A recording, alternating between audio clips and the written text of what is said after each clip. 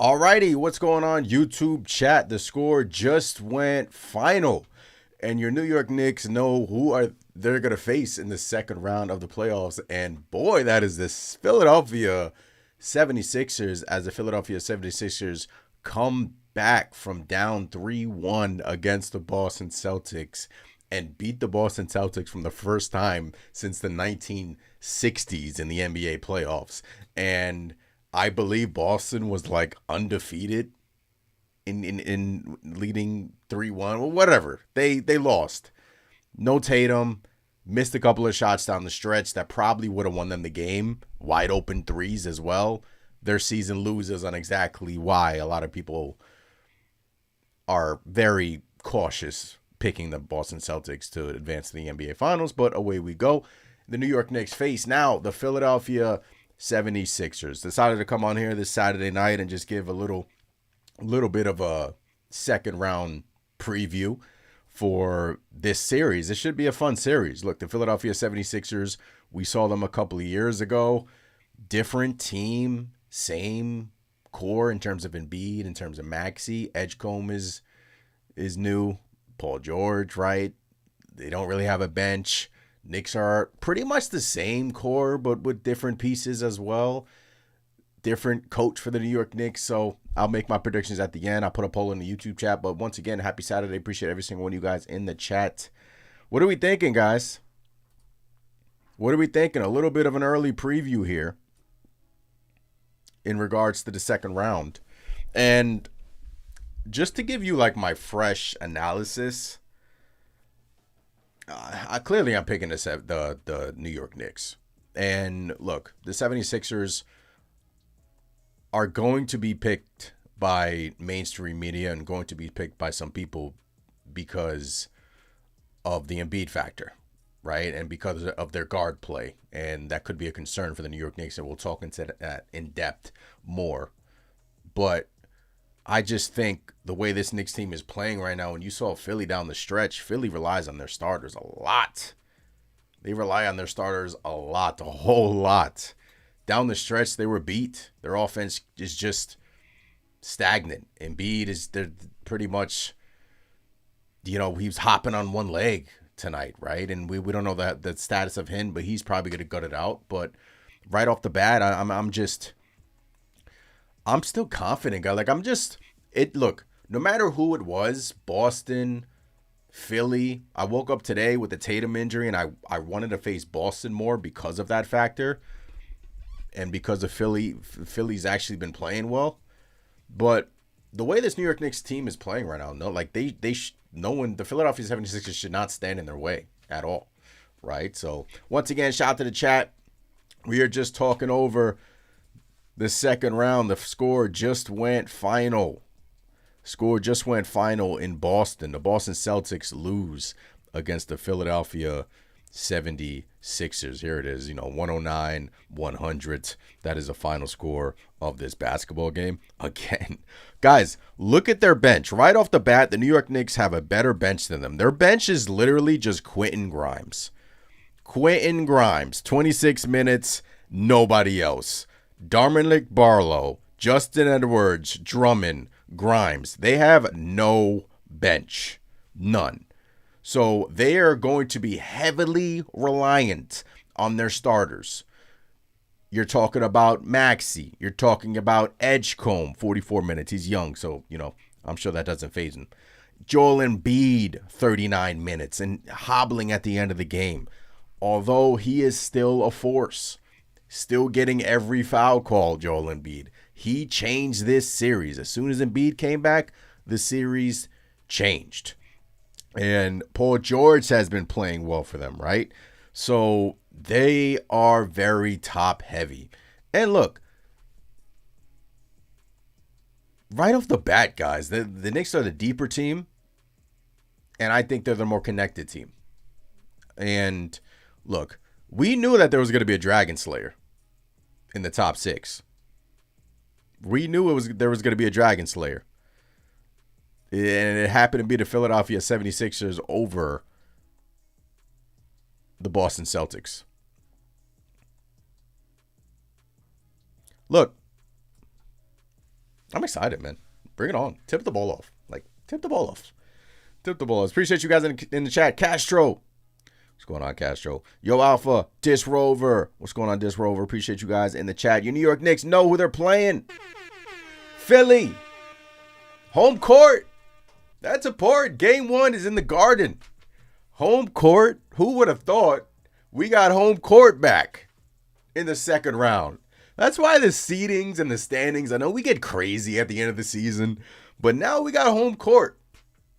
We start this series in Madison Square Garden, the Mecca, right? We're not going to Boston, even though it wouldn't have mattered, in my opinion. We start in home court. And look, a 7 seed just took out the Celtics. So I kind of just want to take a step back. Nobody should be sleeping on the Philadelphia 76ers, right? I kind of want to be, I kind of just don't want to be Nick Boy, even though I'm really confident in this series. But the if healthy caveat has always been with the Philadelphia 76ers, right? It's always followed this team. If healthy, if Joel Embiid is healthy, if this thing clicks, if Paul George is back and healthy and he's looking good, right? Joel Embiid hobbling at the end of the game, and we saw that when we played him. He couldn't stay healthy, right? He could not stay healthy. So on their side, this is the year that it either clicks or it's closed for good, right? So there are matchup concerns for the New York Knicks on the New York Knicks side. Joel Embiid, Karl-Anthony Towns. Karl-Anthony Towns, defensively in the first round, was actually really good. Pretty good, pretty solid. But he wasn't guarding Joel Embiid, right? He wasn't guarding Joel Embiid. Facing the Boston Celtics, we had a clear advantage with Karl-Anthony Towns when we just saw Embiid dominate them. Karl-Anthony Towns would have took advantage of that matchup. Karl-Anthony Towns, the foul trouble really hasn't reared its ugly head lately, but that is going to be talking point number 1. Karl-Anthony Towns is going to have the Joel Embiid assignment. He's going to have, he will be on Embiid primarily, with OG Anunoby getting some time, right? The real question is, would you even dare to start Mitchell Robinson? Can you afford to start Mitchell Robinson to have him on Joel Embiid? You probably can't, because you need that roster spot for another defender to defend their wing in Paul George and defend their guards in Maxey and Edgecombe, right? You need another wing out there to stay in front of their guards. And that is the matchup that they're going to exploit. Edgecombe and Maxey are ballers. They are ballers. Edgecombe's a dog. Edgecombe has already had his Garden moment. So heading into Madison Square Garden, he's probably not going to be afraid of Madison Square Garden. Maxey has had his Garden moments, but Brunson, they'll try to hunt him defensively, same as everyone does, right? Same as everyone does. But when you take a look at their weaknesses, when you take a look at the Philadelphia 76ers weaknesses, their bench is non-existent. Their bench is former Nick Quentin Grimes. That's really it. We saw the Boston Celtics tonight make a run with Drummond on the floor, with their bench on the floor, right? So, Brunson's probably gonna get the Brunson is like, who's Brunson? Brunson has been guarding. I'm just going back to this box score. Once again, shout out to the chat. Appreciate every single one of you guys in the chat. Hit that like button, subscribe to the channel. We are talking Knicks 76ers, man. Second round. So Brunson is probably gonna get the he's probably gonna be on Oubre, right? We're probably gonna dare Kelly Oubre to shoot because it seems like every time Oubre's open, he's missing him.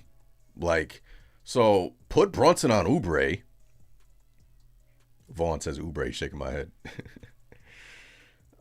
Johnson says with Embiid healthy, 76ers is clearly a better team than the Celtics. Yeah. Big task. What's going on? And that's why they came back, right? Latino, what's going on? What's going on, Latino? Boston is out. Yeah. Yo, first and foremost, Jaylen Brown, you wanted to spin the block, man. You wanted to spin the block on us. Well, you're going home, buddy. You're going home, Jaylen Brown. I just wanted to get that out there. Boston Celtics, everyone's crowning them the Eastern Conference best team. And look, now they have the Tatum excuse. And it was good that they didn't force Jason Tatum out there because that would have been a disaster. But now there's no Boston, right? So there's no Boston in the way. The team that everyone thought was going to win the East. Everyone thought Boston was going to win the East. They just got taken out by a 7 seed, guys. Right? They just got taken out by the 7 seed. So advantages for the New York Knicks, right? Advantages. To me, there's a lot, right? Villanova guys are going back to Villanova. Home court, I'm not even talking about in Madison Square Garden. If you guys remember, like a couple of years ago, we took over Wells Fargo Arena to the point where Joel Embiid was crying to the media, saying that he's pissed off and that should not happen. Home court should be for the home team, whatever he said. Knicks fans were going to take the Amtrak. Knicks fans live in the area. They're going to go down to Philly like we did a couple of years ago and infiltrate that arena. So not only do we have home court in terms of starting 2 games in Madison Square Garden starting early next week, and I think game 1's on Monday, but Philly it doesn't pose it's not a tough place to play for our guys. I mean, we saw it a couple of years ago, man. The guys are comfortable playing there, right? Nova boys going back. Loud and Clear with the super chat. What's going on, Loud and Clear? Appreciate you with the super chat. First one of the night. PG, KG, OG, Knicks in 6. Loud and Clear. First prediction of the night, Knicks in 6. I'll put up the poll in a bit, but leave your predictions in the chat. Bye, Celtics. Bye-bye. Bye-bye. Bye-bye, Boston. So, Mike says Celtics just played dumb basketball. Yeah, I mean, the whole fourth quarter. Look, Boston Celtics would have won that game if a couple of those threes go in. Jaylen Brown misses a wide open 3, right? They missed wide open 3s late in that fourth quarter. That probably would have won them the game, and that just flips me talking about Boston right now, right? But Isaiah said, let's go Knicks. I got the Knicks in 6 again. I believe Cat and Mitch can defend Embiid. Yeah. So, offensive keys for the New York Knicks. You saw Boston expose it tonight. You get Joel Embiid and Tyrese Maxey in every single action. The most actions you possibly can, right? The Knicks are comfortable playing the Philadelphia 76ers. Guys, there's a reason why they're the 7 seed, guys. I know they just knocked out this 2 seed in the Boston Celtics, right?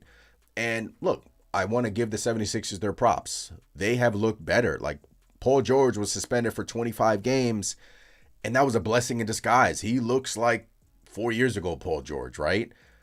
Joel Embiid is back for them, hobbling. He's going to be ready for game 1, but he's always hobbling. He's like, that can change in a blink.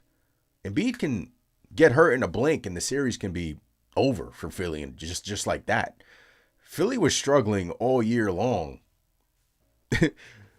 to even win games, to even put together winning streaks. And look, playoffs are a different game. Playoffs are different, but Philly has weaknesses that we can exploit. And the Joel Embiid matchup is going to be one that I'm going to be interested in because now Karl-Anthony Towns, look, Cat got to step up defensively, right? Cat got to step up defensively. And it's not just Cat. And Cat was really good defensively against the Atlanta Hawks, like really good defensively against them. But you're going, OG Anunoby has guarded Joel Embiid, right? A couple of years ago when we had Precious Achiuwa, Precious was locking down Joel Embiid.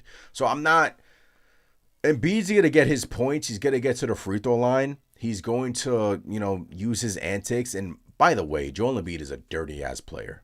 Dirty ass player, man. Pushed Jaylen Brown tonight on the floor. And look, we all hate Boston, but the way Mitchell Robinson is playing, Mitchell Robinson is going to see a lot of time on Joel Embiid. A lot. I mean, if you're talking about Embiid playing 39, 40 minutes a night, right? Mitchell Robinson will probably be guarding him in most of the minutes that he's on the court. Right? Most of the minutes that he's on the court. And Mitch has stayed on his, like, we know Mitch to be prone to, the pump fakes a little bit. I'm confident in that matchup. Like, Big Mitch has just played with a confidence, especially in the first round versus the Atlanta Hawks, that we were just amazed by with Punk and Dyson Daniels. And it's time for Mitch to, this is going to be a gaudy series. I'm already predicting like some brawls between Mitch. Like Mitch is coming for Embiid, man. I feel like Mitch in a contract year, we've seen a different Mitchell Robinson out there. We've seen a pissed off, angry Mitchell Robinson, and it started when Embiid did those little shenanigans with the pulling his ankle a couple of years ago in the playoffs. We're going to see a lot of Mitch on Embiid. We're going to see a lot of OG Anunoby on Embiid. We're going to see a lot of traps on Embiid. We're going to make them swing the basketball so it can find an open Kelly Oubre, right? Find an open VJ Edgecombe if he's having a bad shooting night. So I have confidence that this Knicks group will prepare a very solid game plan versus 76ers. But guys, look at this. I mean, all series long, they relied heavily on their starters, man. And it's just fascinating how they have one guy off the bench, man. One.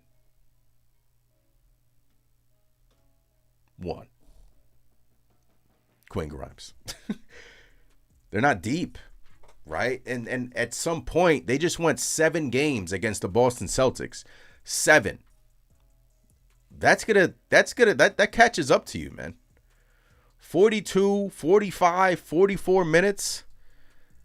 Look, I don't think it's going to be a 4-game series for the New York Knicks or even a 5-game. I'm leaning towards the back end because I do feel like Philly will get a couple.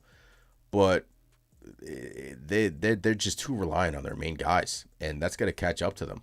And if our bench is going to come in and outplay their bench, we're going to win the bench minutes.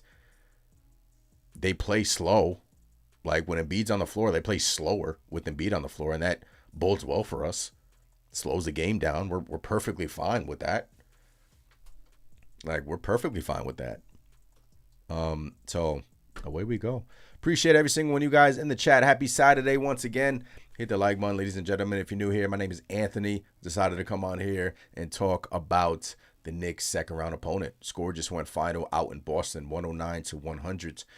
The Boston Celtics blow a 3-1 series lead over the 76ers. And look, we knew that there was going to be a Dragon Slayer in the East, and it just happened to be the Philadelphia 76ers, knocking out the 2 seed in Boston. And maybe the Orlando Magic can knock out the 1 seed tomorrow, which I'm not expecting, but it could happen. Gershon, what's going on, Gershon? This is not about defending Embiid. It's about defending the guards and attacking Embiid fast. Cat needs to attack him fast with the first step. Gershon, agree. If you want to point out an area where the Philadelphia 76ers have a clear advantage, is their backcourt is they're very athletic. And one thing in which the New York Knicks have struggled sometimes this year is defending the guards, like the guard play, especially defending 3. And I just think, Maxey and Edgecombe pose a lot of issues, especially for Jalen Brunson, that, look, the Knicks were top 5 defense since January, right? Top 5 defense since January, but that's not to say that there are still issues that reside with our defensive plan. And if you're looking at this in terms of matchups, Philadelphia has two guards that can drive and can put the ball in the basket and can hit their open looks. Brunson, look, I know Brunson's gonna get hunted. It is what it is. Like they will hunt him on defense, the same as everyone does, right? Edgecombe's gonna hunt him. Maxey's gonna hunt him. They're gonna hunt him and Karl-Anthony Towns and pick and rolls. They're gonna spam it. They're gonna keep spamming it and spamming it. And I'm like, I get that's a concern, and I feel like we'll figure that matchup out. But they do cause more problems in Boston, because now you have Paul George to deal with. Because like, if you're gonna cycle between OG and Cat, and sometimes OG will guard Embiid, the Paul George matchup, which I'm not really afraid of, but Josh Hart can guard some Paul George. You're just gonna see a lot of different chess moves from the New York Knicks. But yes, the guard play is a concern, guys. It is. It is. Lewis says Knicks in 5. Celtics are fugazi.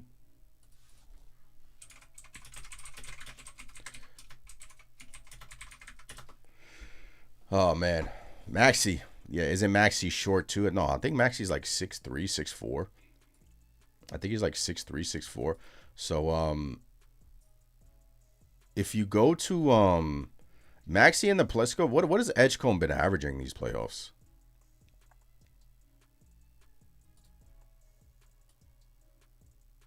I mean, look at these minutes, man. Look at these minutes. Look, Edgecombe can give you, he can give you 30, man. I mean, that game 2 win out in Boston was huge, man. That was a huge win for them without Embiid. Like, that was a big win for them. And Edgecombe gave him 30. Edgecombe shot 30% in this series. The Maxey, what is Maxey? Maxey won them the game tonight, right? And there was a point where I'm like, you keep feeding Embiid, but how about give it to Tyrese Maxey? Yeah, Maxey was incredible this series. Look, Maxey could eat. Like, Maxey has already shown us a couple of years ago, like, he's a baller, man. He's a baller. He can get trigger happy, though. And he can get a little bit out of whack and out of sync a little bit.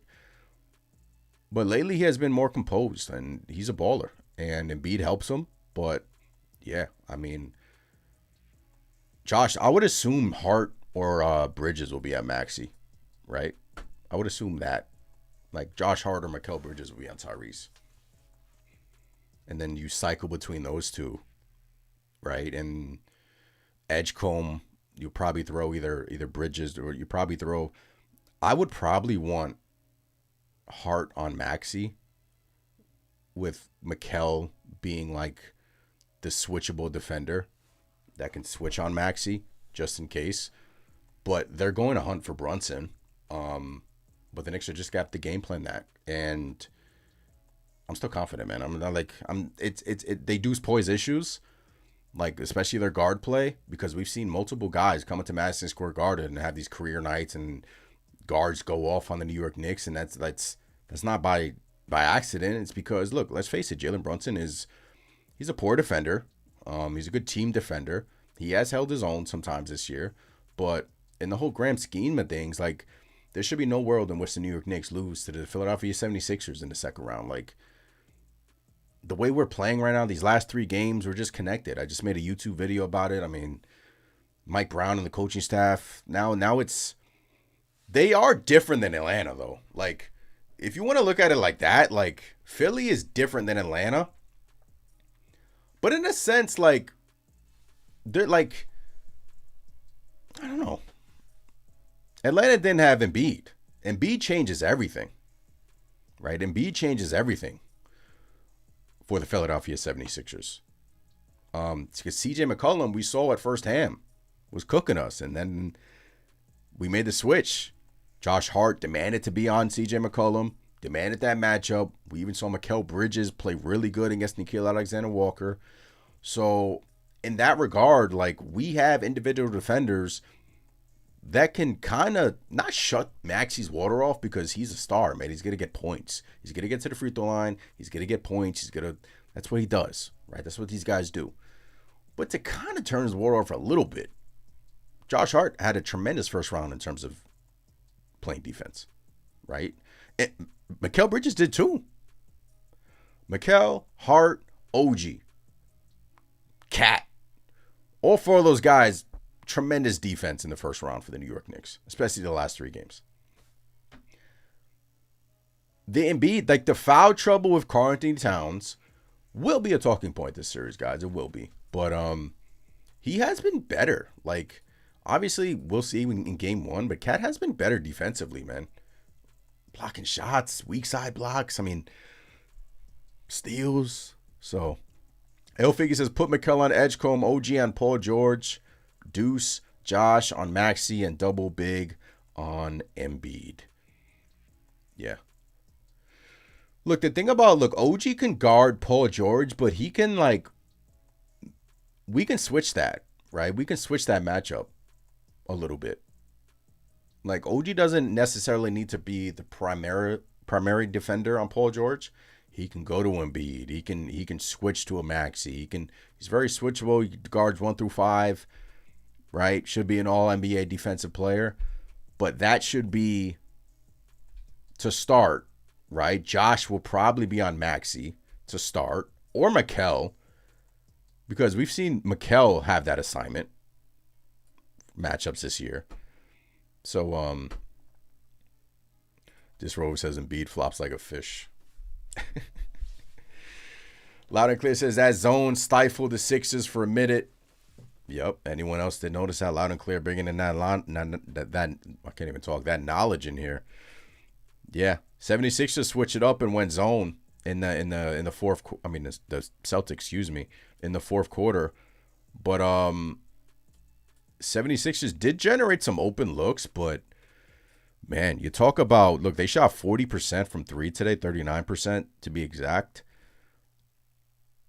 Like, you want Embiid to be on the perimeter. Like, you want to push him out to the perimeter.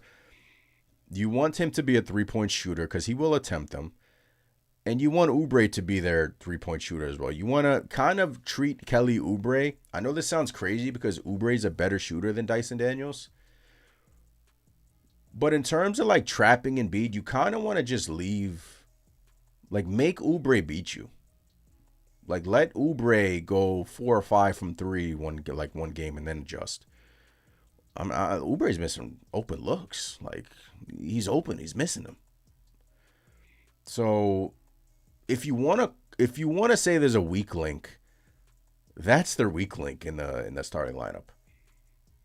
Now, in terms of guarding Jalen Brunson, I mean, I feel like Jalen Brunson should eat. I feel like this is why series by series it changes. Round 1 was a Karl-Anthony Towns, OG Anunoby series. Round 2, Jalen Brunson, like Philadelphia. Yeah, we've seen Kelly Oubre try to guard him. Paul George will try to get the assignment on Jalen Brunson, but he's not going to do that all game. Like, who do they, Quentin Grimes? Who do they have to guard Jalen Brunson? Nobody. And we saw that a couple of years ago when Brunson was cooking them. They have no one to guard number 11 or captain in Jalen Brunson. So we can talk about how to defend Embiid. We can talk about this, and we will continue to talk about. But they have no one to guard number 11. They have no one, like I still do feel like OG Anunoby will have a big series because, look, Paul George in his heyday was a really good defender. But I just feel like OG shooting the ball lights out. Like, they just have no one. We're talking about how can we defend their guards. How are they going to defend our captain? Like, Alex says Edgecombe has played Brunson tough.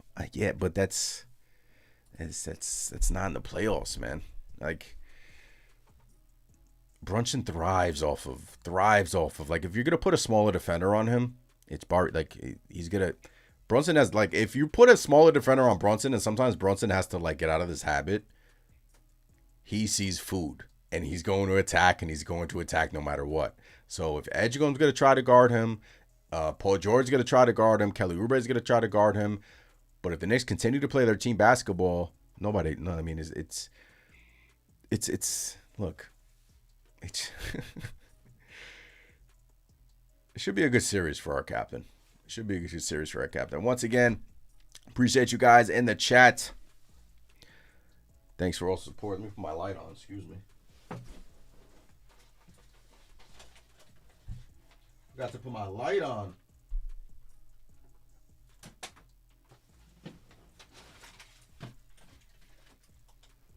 I knew it was a little dark in here. All right. Our Ty Gamer, what's going on with the super chat? Let's go. Says, don't underestimate the Sixers. We need Cat to outplay Embiid. Yeah. Our Ty, appreciate the super chat. Thank you for the support. You're awesome, man. Appreciate you in here. Nobody's underestimating the Sixers. They're the Dragon Slayer. Like I said, like there's going to be a Dragon Slayer in the East. Somebody from the top 4 is going to get knocked out. Boston, bye-bye.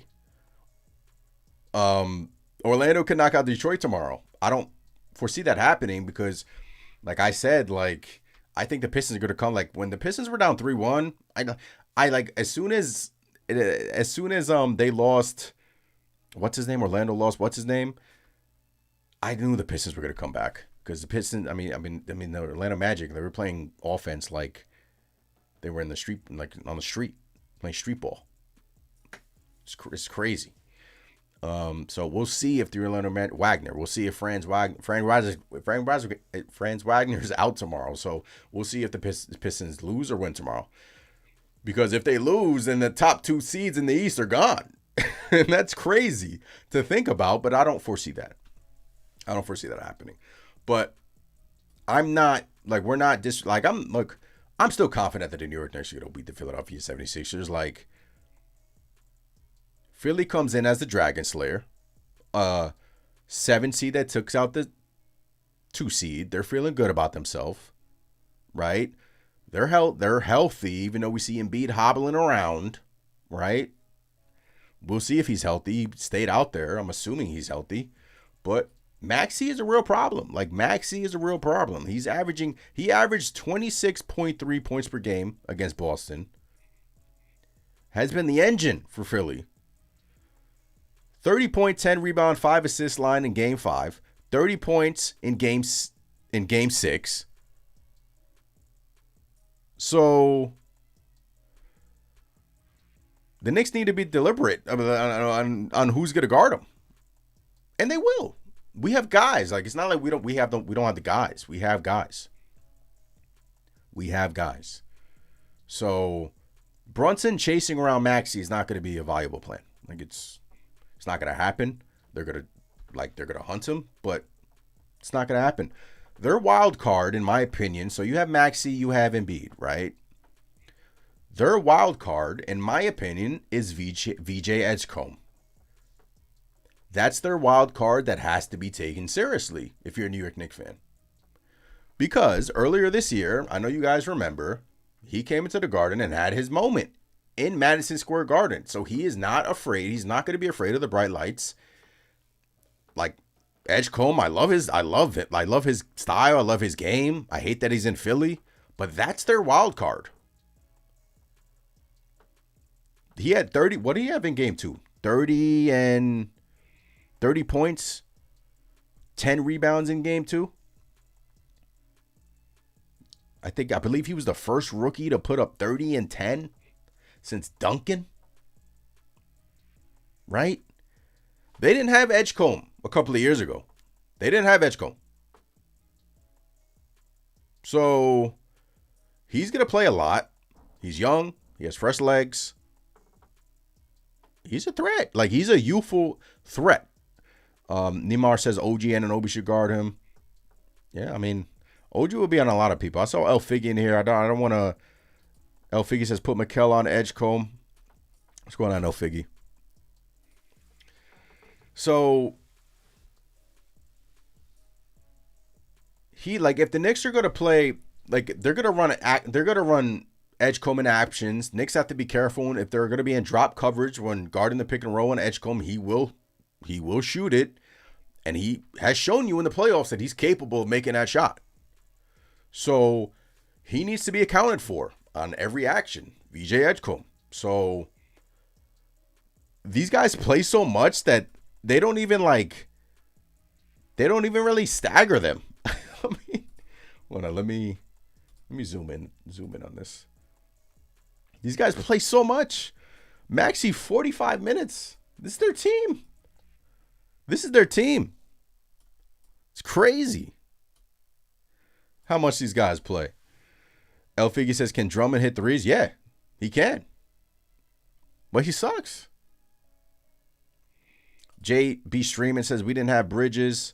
Yeah, we didn't have Bridges. Remember, that was when Dante DiVincenzo hit that shot in Game 2 in Madison Square Garden. And let's not forget, Maxey also, right?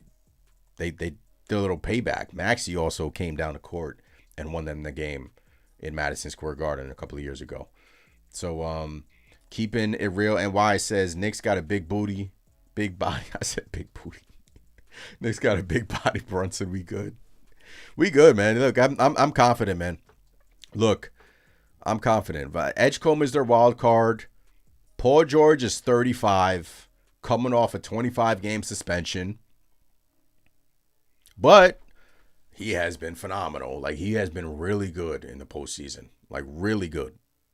He has shown flashes of vintage Paul George. And those two guys, like Embiid, Maxey, yes, but if they're gonna get good, like they have been, contributions from George and Edgecombe, then you can see this series extending more than you want, right? But so we shall see. But I'm confident, man.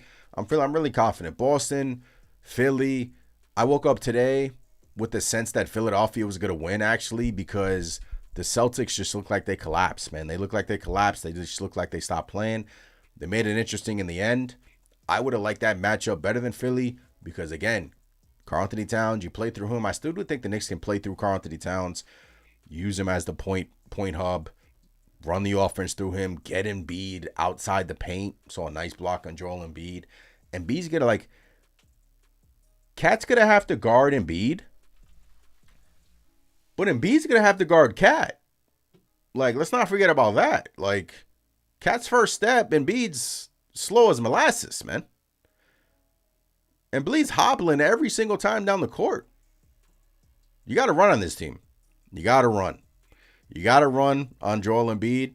You got to run. You got to run. You got to, and the New York Knicks over these last 3 games have been really finding their rhythm in terms of, fast breaks and whatnot. But Cat Embiid has to guard Cat too. Bring him out to the perimeter. And then get the Brunson switch. You can fly by Embiid, man. He can't guard anyone. He can't guard anyone. Get him out to the perimeter. Make him run a little bit. Mr. M. Drake says, who can contain big body Brunson? Nobody. Joe from AC, GTA. Dakota says, salute. Dakota says Pacers got next season. Dakota, man, what's going on? Haven't seen you in here in a while. Isaiah says, you can't tell me those minutes ain't impacting them. Yeah, I mean, guys, look at these minutes. Look, Maxey and Edgecombe. Edgecombe's a young chicken, man. He's 20 years old, man. I mean, he is probably not even phasing him, right? It's probably not even phasing him. But these guys are gonna play heavy minutes. But again, when our bench comes in, when Jose Alvarado comes in, when Deuce McBride is coming in with fresh legs and guarding Maxey or guarding Edgecombe, when Alvarado's gonna come in and blow up the game, when Jordan Clarkson comes in. Like, we got guards that they can't stay in front of. Like our bench is light years better than these guys. Light years. They got one guy. Guys, I'm not even being like dramatic. They got one guy. One guy. And he just happens to be a former Knick in Quentin Grimes. I mean, they got one guy, bro. And Drummond. You know, but Drummond, you know, I know Grimes, he had a big game. Which game was it? Which game was it for them? Game 5, where he had 4 threes. He had 4 threes for them, 18 points. Even game 4. 12 points. So, I got Grimes, bro. Who on the Sixers is guarding OG Anunoby? I'm assuming, if you want to go matchup by matchup, like, let's say Oubre is going to have the Brunson assignment. Maxey will probably be on Bridges, right? Bridges, you know, if you want him to be a post-up player, this could be a series where Mikal Bridges, like, tries to body some Tyrese Maxey, and he's shown that he can get in some foul trouble a little bit. So, Mikal, look out for that, right? Edgecombe would probably have Oubre and Edgecombe cycle with one another in terms of the guarding Jalen Brunson. But, yeah, I mean, OG Anunoby, like, if you're going to throw Oubre on Brunson, then I would assume Paul George would have OG Anunoby. But if you're going to throw Paul George, like, if there's going to be a possession where Paul George is the primary defender on Jalen Brunson, then the New York Knicks should be spamming the OG Anunoby action, because then he would probably have Oubre on him, Edgecombe, one of these guys in which it's barbecue chicken. So that's what makes OG Anunoby a cheat code, is because, yeah, go ahead and try to put Paul George on Brunson. The Knicks would just exploit the OG Anunoby avenue, right? Because Oubre can't guard OG Anunoby. Oubre can't guard Jalen Brunson. No, like, nobody on this team can guard Jalen Brunson. Nobody. He should be licking his chops right now. Jalen Brunson should be going to bed a happy camper, because he is going to probably average 40 points in this series. They're going to spam the Joel Embiid pick and roll. Embiid's going to play back, be tired. Brunson's going to come down the court and own these fools. That's what's going to happen. Right? Cat had a great series in round 1. Right? I still do think Cat could have a great series, because the Knicks have success with the offense running through our center. And I feel like we can thrive off of that. But you got matched up against Philly. That opens up the playbook a little bit. Now you're like, okay, now Brunson can go to work a little bit. OG can go to work depending on the matchup a little bit, right? Mikal, if he has Maxey on him, can go to work a little bit with the cuts and the whole nine. And Cat can, if he hasn't beat on him, that first step has looked quicker for Karl-Anthony Towns. So El Figgy says, I can't wait to see what all the media heads that predicted Boston being the team to come out the East have to say. Bruh. Oh, man. Exactly. M. Drake says Bridges will ball out. Wildboy Trey says Clarkson about to drop 30 off the bench. Wildboy Trey, what's going on? Wildboy Trey. Keeping it real says we ain't scared. We ain't scared. Philly. Come on, man. That's MSG 2.0. That's MSG 2.0, man. For real. Somebody said they emptied the clip in against Boston. They emptied the clip, man. They took 7 games. Marshawn says it. They emptied the clip. Look at these minutes. But again, every series is different, right? Every series is different. Game 7 was a battle. But The Knicks should be good, man. Yeah, if you're a Knicks fan, you feel good. You feel good. You're in a good spot. We're in a good spot. We're in a great place right now. We're healthy. We're peaking at the right moment.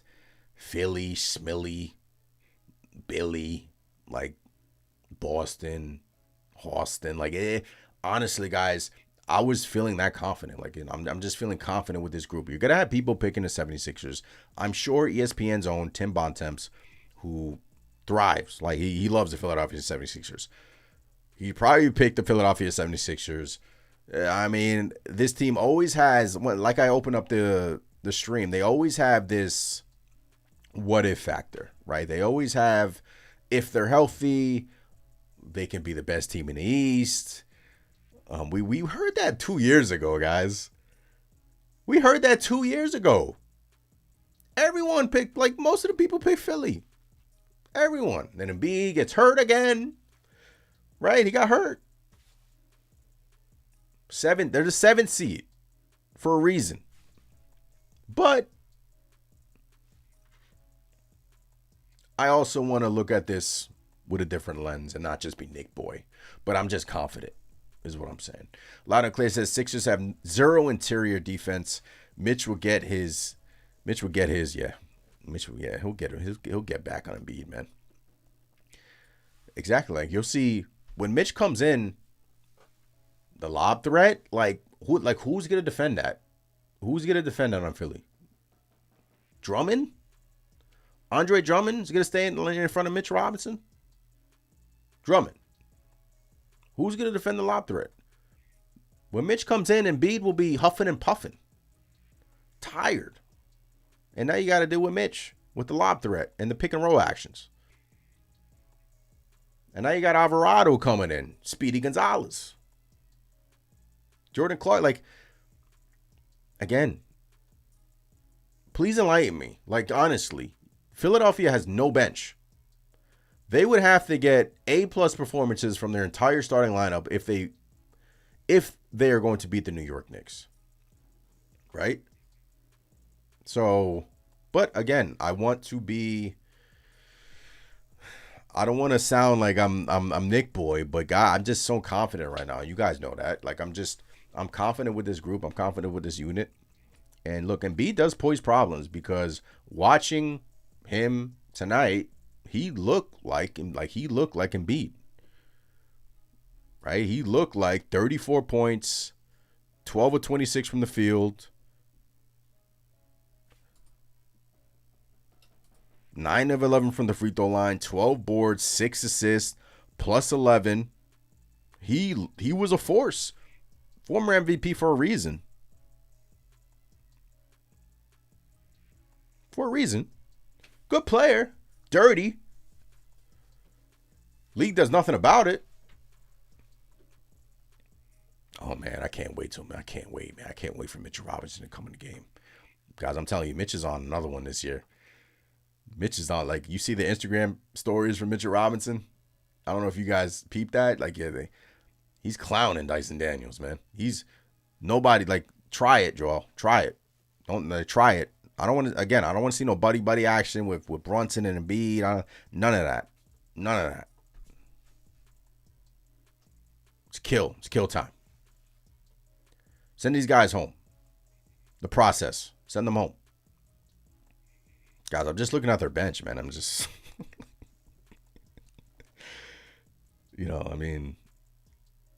can they go to anyone else? Trendon Watford? Jabari Walker? Dalen Terry? Johnny Broom? This is one guy. Now look, Drummond spells Embiid, but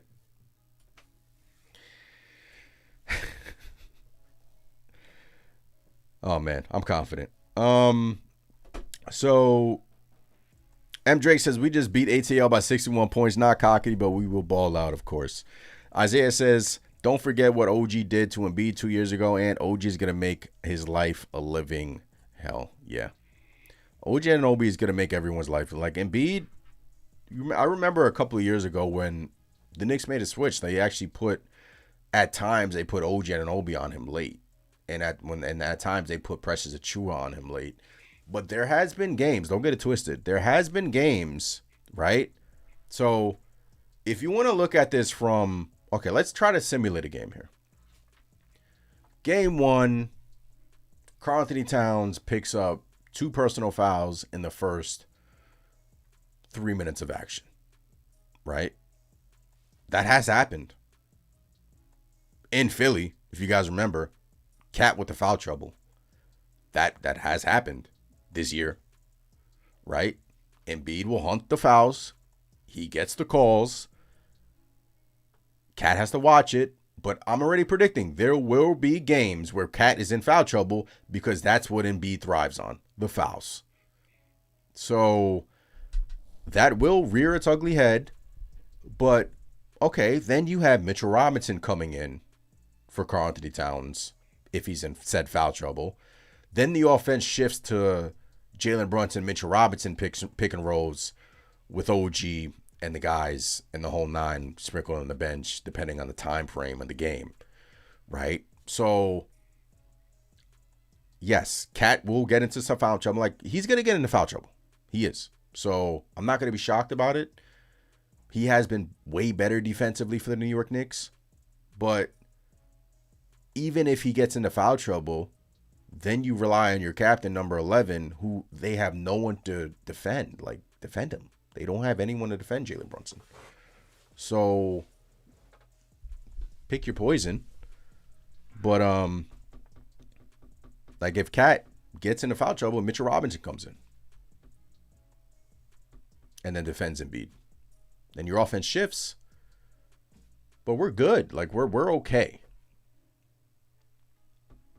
But M. Drake says Cat has not been in foul trouble in a minute. He hasn't. And Cat has been awesome. Defensively against the Atlanta Hawks, Karl-Anthony Towns was awesome. But Embiid poises different. Like, Hawks didn't have an Embiid. Right? I've watched the game in Philadelphia in which just that situation happened. Karl-Anthony Towns foul trouble. And there's really nothing you can do in terms of guarding Embiid because he just flails his body in certain ways that the officials just call everything on him. And look, it is what it is. You know, it is what it is. But I just think that our bench, that's where we have the advantage. Like, okay, Cat's in foul trouble. Now we have Mitch coming in to defend Embiid, and your offense shifts in that aspect. Right, but I'm just confident with this unit. I'm confident with this team that, you know, this should be a really good series for the New York Knicks. Again, the 76ers just took out the 2nd seed, so I want to shine some light on that. I want to give them their due because they are a good team, right? They took out Boston. They are a good team, but the Knicks should be able to beat the Philadelphia 76ers in the second round, and I'm totally confident in that, right? Jesse says Cat has gotten so much better at staying out of foul trouble towards the end of the season. Yes, agree. I agree with everyone. But again, it's Embiid. Like, it's Joel just has a knack for the game in which there'll be possessions in which he'll drive straight into Karl-Anthony Towns. And we've seen it this year firsthand. The official just doesn't give Cat the benefit of the doubt. They just seem like they call everything on this guy. It's gonna happen, but I just feel like the Knicks are deep enough to combat that, right? But again, Cat, they're like, if he's gonna play defense like he has been playing lately, this could be a short series, real short. So where would we go? Boston gets beat. Bruh. Boston, man, the cream of the top. The cream of the top in the Eastern Conference, the 2nd seed. The almighty 2nd seed. The favorites in the Eastern Conference, according to some mainstream media. Well, they are no longer going to play a basketball game in this year's playoffs, right? And we will know tomorrow if the Pistons will get eliminated as well. right? Which I'm not expecting, but we'll know tomorrow. There's a chance. There's always a chance.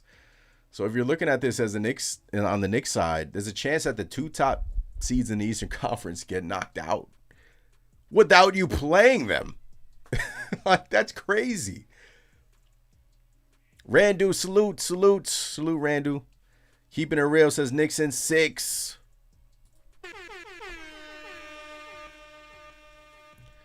Knicks in 6.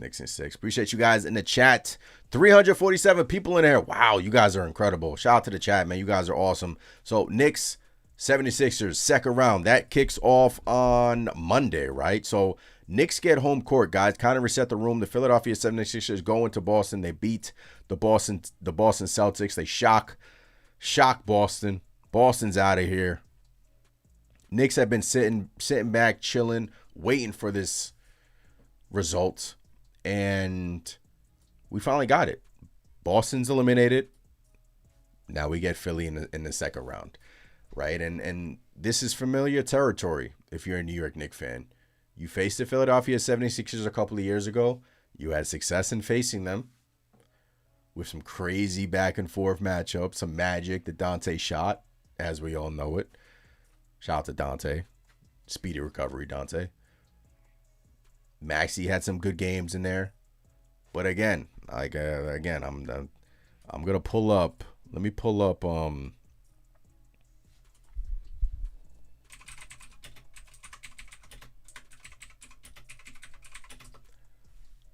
like a couple of years ago, I don't know if you guys remember in the chat, the New York Knicks went into Philadelphia, and it was no lie, like 75% Knicks fans in Wells Fargo Arena. Didn't Philly try to set precedent to not allowing Knicks fans in their arena? Didn't that happen?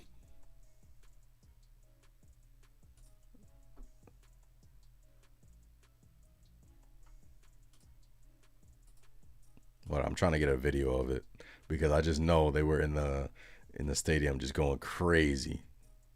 They were in Wells Fargo, and here it is. This was a couple years ago. A couple of years ago in Wells Fargo Arena. In Wells Fargo Arena. This is from New York, NYK, Terry and Trey. It's going to be a home game. There's no road game. There's no road game in Philly. None. Oh, Detroit did that?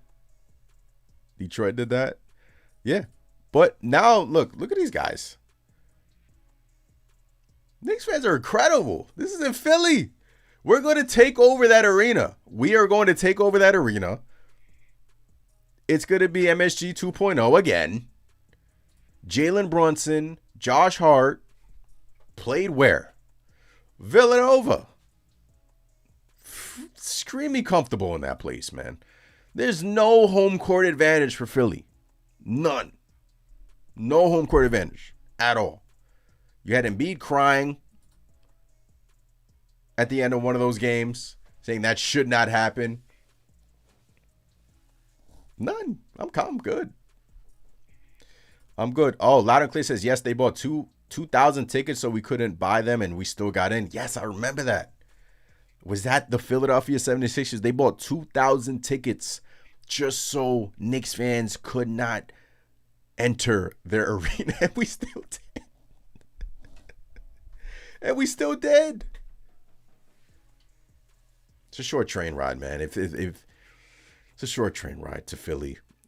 Easy to get to. Super easy. I hate Philly, man. If Philly or Boston, if you're a Knicks fan, I think I hate Boston more. But Philly's number 2, right? It's Boston, Philly, 1-2, depending on how you want to rank that. But now we get Philly. Now we get Philly. So appreciate you guys in the chat. Shout out to the chat. Hit that like button, ladies and gentlemen. Subscribe if you're new here. Just talking it up on this Saturday night. It's official, man. Knicks get home court, man. You know, all all the talk about the 3 seed, right? And here we have it, in which we have home court. We got home court in the first round. We get home court in the second round. If Detroit loses tomorrow, we're going to get home court in the Eastern Conference Finals if we make it there. So we're going to have home court for the first 3 rounds. Not even finishing the top 2 seeds in the East. It's crazy how the playoffs are just like a totally different game. And you never know what's going to happen. And that's why I feel confident as a Knicks fan, because when you take a look around the East, right? Cleveland Cavaliers are frauds, man. They're struggling against Toronto. RJ Barrett's a dog. Shout out to RJ Barrett. A tremendous shot yesterday. Incredible shot. Him and OG Anunoby have been playing phenomenal. Cleveland's frauds, man. Frauds. Detroit doesn't have a secondary score, although Detroit has kicked their ass this year, right? I want to preface by saying that. So we'll see if Detroit wins tomorrow. But now we get Philadelphia, right? Second round, which was supposed to be, in what most Knicks fans thought, it was supposed to be a collision course between the Knicks and the Boston Celtics. Now you get Boston choking a 3-1 lead. Now you get the Philadelphia 76ers. So the collision course is no more. And it's just fascinating how things change. It's just fascinating how things change in the East. Right? Joel says Knicks in 4. Loud and Clear says I'm going to the game either 3 or 4. Rasta. Mitchell Robinson owns Embiid. He's going to get his lick back, man. Detroit's not late. I don't expect Detroit to lose tomorrow. I don't. Isaiah, what up? 360 in the chat. Loud and clear. Let's go. Appreciate you guys in the chat. KnicksNation. Second round, the playoffs. Best time of the year if you're New York Knicks. I have the analytics stuff for the Philadelphia 76ers. Look at this isn't the playoffs, man. They're using Joel Embiid a lot and Tyrese Maxey a lot. That's their oil to their engine. And I just wanted to take a look at their shooting. So shooting, Maxey shooting 40% from 3. He shot 40% in the first round. Paul George shot 48% in the first round from 3. Quentin Grimes shot 42%. Embiid 12.5%. He only played a few games. Drummond 66%. So yeah, if he attempts corner threes, he be making them too. Edgecombe 26%. Oubre 28%. So again, Edgecombe wild card in my opinion. You wanna be careful here because he can go off and he can make his open looks. But Kelly Oubre should be left open. Should be sagged off, right? If there's a matchup to exploit, it's the Kelly Oubre matchup. Sag off of him. Maybe throw some shade at Embiid. Throw another double at him, right? And get the ball out of his hands, or just allow Karl-Anthony Towns to play him one-on-one. And tell Karl-Anthony Towns to, keep doing you. Keep doing you. In terms of the defensive pressure, man, he's been awesome. I think we're ready, man. You saw the guys out in Tarrytown today in Westchester at their practice facility.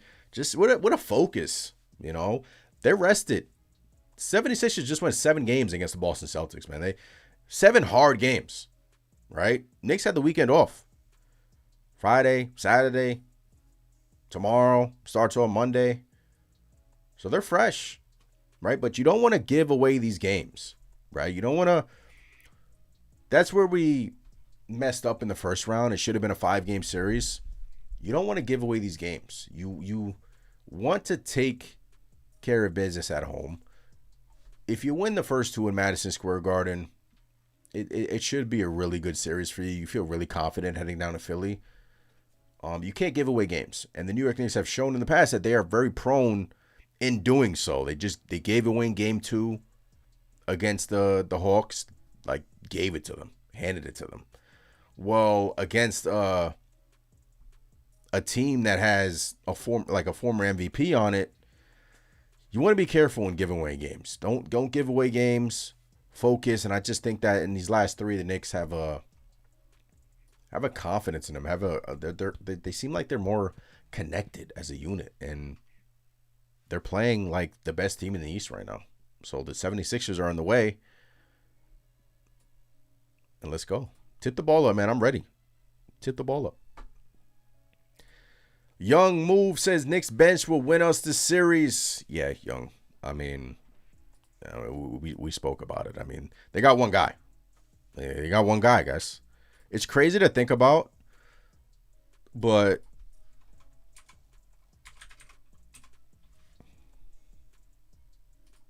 they really got one guy. It's honestly insane. Grimes, right? And Drummond. Drummond spells Embiid. Grimes spells everyone, right? Maxi's coming in off the floor for a minute. Grimes is in. Maxi's like, he's literally off the floor for like a minute at a time. These guys play a lot. You know, and who else? Dominic Barlow? Like, come on, bro. Dominic Barlow? Bruh. Justin Edwards? Like, who do they have on their bench that scares you? And Grimes doesn't even scare me. I like Grimes, good player. If he's open, he's shooting that thing, and if he's hot, he's gonna make them. And he had a hot game in the series versus Boston. But we're the deeper team, and I just feel like in the playoffs, that wins 9 times out of 10. Deeper teams, that's why they go so far in the playoffs. Like, if you're heavily reliant on your guys, if you're heavily reliant on your starters, and us Knicks fans know this firsthand, it catches up to you, man. Catches up to you. Knicks fan here in Austin, can't wait. Embiid will need an oxygen mask to compete with us. I love it, man. I love it. Shout out to KnicksNation, man. You guys are incredible. Shout out to Knicks fans across the globe. This thing kicks off on Monday, right?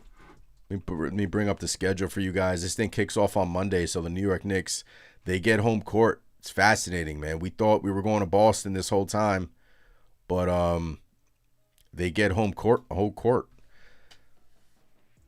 Here is the Embiid injury. So this is something to watch too. Embiid got hurt.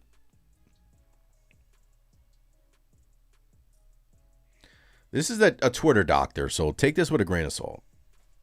He says, worried about the Joel Embiid left knee. Forced hyperextension with some rotation concerns. Worst case scenario, ACL and or MCL. Best case scenario, hyperextension, joint capsule injury / bone bruise. Will Joel Embiid even be healthy? If Joel Embiid is not healthy, it's Knicks in 4. Right? But I think he'll be fine. He stayed in the game after that. And away we go. Celtics fans are crashing.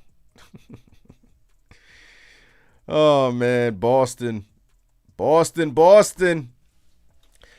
Jen, what's going on? Appreciate you in the chat. Let's go Knicks. Philly round 2. Let's go. Who do they have to guard Jalen Brunson? Nobody. Who do they have to guard OG Anunoby? Nobody. Our bench is light years better than their bench. Jordan Clarkson comes in. Defensively, Jordan Clarkson's been incredible. Jose Alvarado with the pace. Right? Jose Alvarado, the first, was it his second? Was it the third game Alvarado was a Knick? Second or third game? Or first game? When he shot like 8 threes in Philly? That was in Philly. That was Alvarado's like first or second game as a New York Knick. In Philly. They don't have like honestly, guys, like if you're picking the 76ers, enlighten me, please. Please. Like, it's just a allure. They have this allure to them every single season that people fall for because of the greatness of Joel Embiid, of the greatness of Tyrese Maxey, Paul George, Edgecombe. They just, look, if they're going to put it all together, this will be the time. But this Robert says, we have a 17-year-old OKC fan in here pulling for Philly in a Knicks stream chat. Really? That's hilarious, man. That's hilarious. They are the 7 seed. They just took out Boston. They just took out the 2 seed. So I'm not sleeping on them. I'm not sleeping on Philadelphia. I'm not like saying this is going to be a sweep. But the if healthy, like the air quotes, the if healthy caveat has followed them, the 76ers, for years, man. They just haven't stayed healthy at all. They just haven't stayed healthy. And a couple of years ago, it was the same thing. I remember Charles Barkley and the TNT crew. It was always like picking this, like everyone was so enamored with the 76ers for some reason. And what did the Knicks do? They beat them. And people still didn't give the Knicks respect. So, yes, that was 2 years ago. That was when we had a different team. There was no Mikal Bridges. We had Bogdanovich. I remember Bogdanovich in game 1. I was at that game in Madison Square Garden. He got hurt. Like, he got hurt. That was like, we got hurt in those playoffs. Different team, different coach, but we still had Brunson. Right? We still had Brunson. Right? That was with no Cat on that team. No Cat on that team. Loud and Clear says, put up the poll. And all right, what? Prediction? Yeah, let me put up the poll in the YouTube chat. Shout out to the chat, man. Subscribe, like, all the good stuff. We put up the poll in the YouTube chat. Oh, man. What are you guys thinking? What are you guys thinking? Give your predictions in the chat. I'm going to put up the poll right now. Make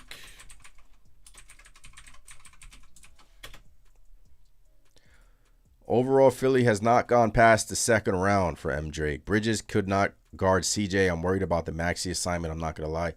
Bridges was phenomenal on Nickeil Alexander-Walker. Like, he did a really good job on him. Right? Bridges at the point of attack can get exposed. Bridges is a more off-ball, passing lanes, deflect. Like, he's more of that, which is why I don't think he's going to be on Maxey, because we've tried that. I think Hart's going to get the Maxey assignment. I think Josh Hart's going to start on Maxey. He's going to be physical with him. And I think Bridges is going to be on Edgecombe. And I think Brunson's going to be on Oubre. That's your defensive assignments. And Cat's going to get the Embiid assignment. And we just have to, Cat, get to work. Get to work.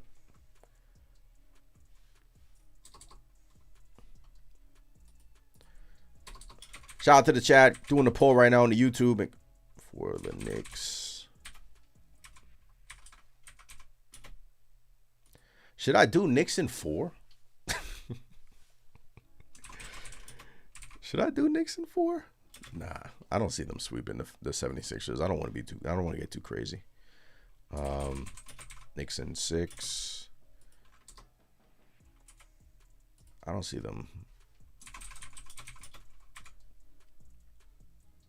Respect to old Philly. Knicks in 6. Brunson on Oubre. Brunson, yeah. If I'm the Knicks, I'm putting Brunson on Oubre, bro. I'm putting Brunson on Oubre. Because,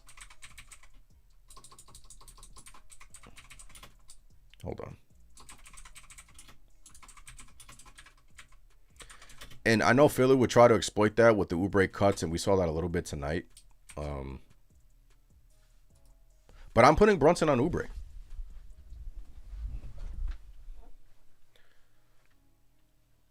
Zaire says Brunson on Oubre. Yeah, Philly in 6. Zaire.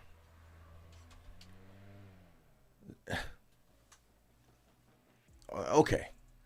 Please enlighten me. Go through the matchups. Mikel's probably going to be on Edgecombe. Hart's probably going to be on Maxey. Cat's going to be on Embiid. OG Anunoby's going to be on Paul George. Who are you putting Brunson on? You're putting Brunson on their weak link, which is Kelly Oubre. You're leaving him open. In my opinion, this could change. You could have Brunson. You could try to put Brunson on Edgecombe.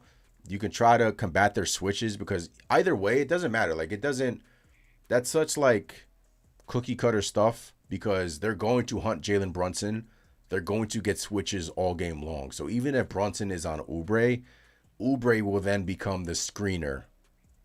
And Brunson will then have to make a decision on what to do. The Knicks would have to make a decision on what to do in that action, right? So either way, it doesn't matter. Like you can start off with Brunson on Edgecombe because then that prevents them from having Brunson to be the screener. But it's more nuanced than that. But if you're trying to hide Jalen Brunson, you're putting him on Oubre in the corner. Like, go be in the corner. Oubre's going to attempt shots. He's going to miss his shots. He's going to hit some. And then away we go. Right, so got the poll in the YouTube chat. Make your predictions for the New York Knicks and the Philadelphia 76ers. Knicks in 5, Knicks in 6, Knicks in 7. Philly wins series. Philly wins series is at 10%. So we got some Philadelphia 76ers fans in the chat, man. We got some Philadelphia 76ers fans, or just if you're an NBA fan, I mean, if you think the 76ers are going to win, leave your take in the chat. Like, let us Knicks fans know. Like, why? Why do you feel like the 76ers are going to win? Do you feel like Joel Embiid will just have an MVP type series and get Karl-Anthony Towns in foul trouble and essentially neutralize Karl-Anthony Towns? Do you feel like that will happen? With him limping at the end of Game 7, like. But if you're the New York Knicks, you're going to take some film from tonight's game. I saw Joe Mazzulla involving Embiid, Maxey, in almost all the actions. It's just that Boston just loves to take threes, man. Fourth quarter, well, I thought I was watching I thought I was watching a 2K game. Like, literally. That's how Boston plays offense. 3 after 3 after 3 after 3 after 3. I'm like, bro, what is this? What is happening right now? So you put them in actions and you just you spam it. You spam it. But shout out to the chat. The New York Knicks, look, that series kicks off on Monday. Knicks have home court. And away we go. You know. Philly wins, man. Philly wins. It's unbelievable. It's unreal. It's unreal. Joshua says Maxey and Edge got to get manhandled this series. Edgecombe, man, I like that kid. I'm not a 76ers fan. Cat is going to get exposed per usual. Cat is soft. Okay. Did you watch the first round, Joshua? Did you watch the first round? That's such, like, I understand the take because there has been times this year, and this is coming from a Knicks fan, where Karl-Anthony Towns has played soft. But if he plays like how he did in round 1, and if the Knicks run their offense, in which I think they'll go back to that well in this series, but they can run their offense through Brunson and have success, in my opinion, in this series. Like, I think he'll have success in being the passer again. Like, 2 triple-doubles in round 1. Granted, again, that was against 6'9" Okongwu was guarding him, right? And they try to throw Dyson Daniels on him. Joel Embiid's going to have the Karl-Anthony Towns assignment. Joel Embiid's going to try to be physical with Karl-Anthony Towns, right? Karl-Anthony Towns, in my opinion, last series was good in terms of his passing ability inside the paint. He was dominant. They can't stop him. We might get three-point shooter Karl-Anthony Towns in this series because Joel Embiid, again, the Knicks can run him through actions, have him come out and try to guard Karl-Anthony Towns. I think we'll see a lot of open cat threes in this series. right? I think we'll see a lot. Like it's very like I saw a lot of open threes tonight for Boston, and they were just missing. So if the Knicks are generating offense like they have been, and generating open looks, and you have OG Anunoby shooting damn near 55% from three, right? Cat, you didn't need him to shoot, but he can become the shooter this series. Brunson got better. Like the thing about the Knicks that make me so confident is that we didn't even need the threes in the first round. We didn't. We were killing them on the inside, killing them. The threes were just a plus. You can do both versus Philly. You can. Embiid can be a rim protector at time. Had a great block against Jaylen Brown today at the rim. But towards the end of these games, when he's gassed and needs an oxygen tank and is like on the floor stretching late in these games, when our guys are like fresh because our bench is playing and their bench is not, like the Knicks should win these fourth quarters just based on legs. DJ Black says the Knicks are built different. What's going on, DJ Black? David says Cat was the best player last series. Knicks and 6 just rhymes every year. Knicks and 6. Joel says we need one now. Knicks Junkie says Knicks and 6. Joel says, bro, we haven't gotten a gentleman sweep in forever. Could have got one last game, man. Joshua says Robinson is too slow for Mitchell Robinson. I wouldn't say he's too slow. Mitchell Robinson can also, like, Mitch doesn't really play that many minutes, right? He's like hovering around 15 to 20 minutes a night. He'll probably play more minutes this series and with the Embiid assignment. But look, Joel Embiid is a monster. He's going to get to the free throw line no matter who's guarding him, honestly. He's going to get to the line. The Knicks have to just try to neutralize his passing because I think that's when he becomes dangerous, right? When he's hitting that mid-range, if you're going to leave him open for the mid-range stuff, he's going to hit it. He's going to knock it down. Fourth quarter, you saw he really didn't have legs. He had a big 3 tonight for them. But his passing is what just makes their offense different. But in terms of like one-on-one matchups, I do think Mitch will cause some issues for him. I think OG will cause some issues for him. I honestly think Cat will also hold his own against them. Like, I'm not predicting Cat's gonna have this great series. I just feel like we have the big bodies. Like, who did Boston have? Keita, and he actually played really good today. Like, Boston had Keita on him, Jaylen Brown on him. They had Luka Garza on him. They had Hugo Gonzalez on him. They were throwing everybody on him because they didn't really have size.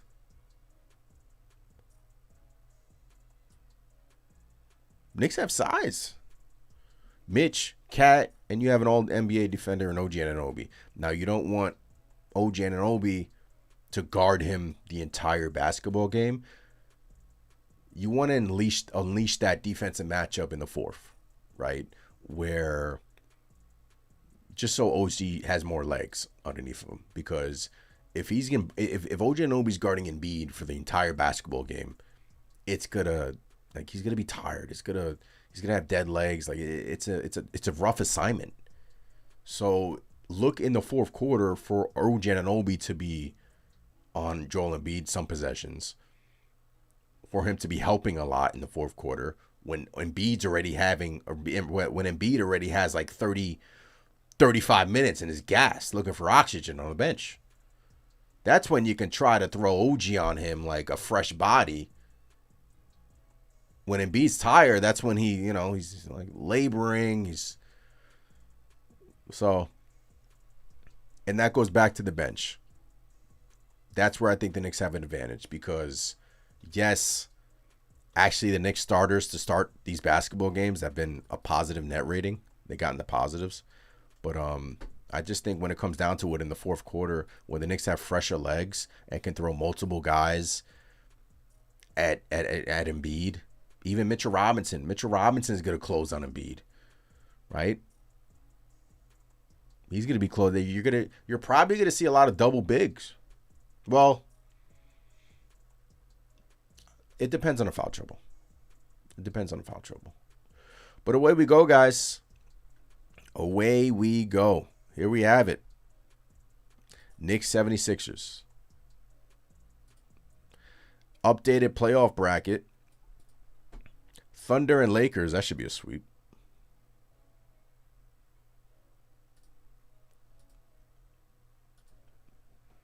Thunder, Lakers, Timberwolves, Spurs.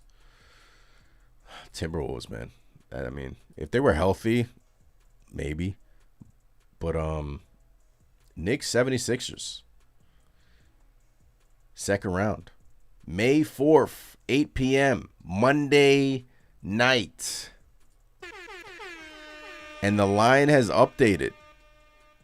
The New York Knicks are favored by 6.5 points in that game. If you're a Vegas betting man or woman. So Vegas is telling you that the Knicks are 6.5 favorites against the Sixers team.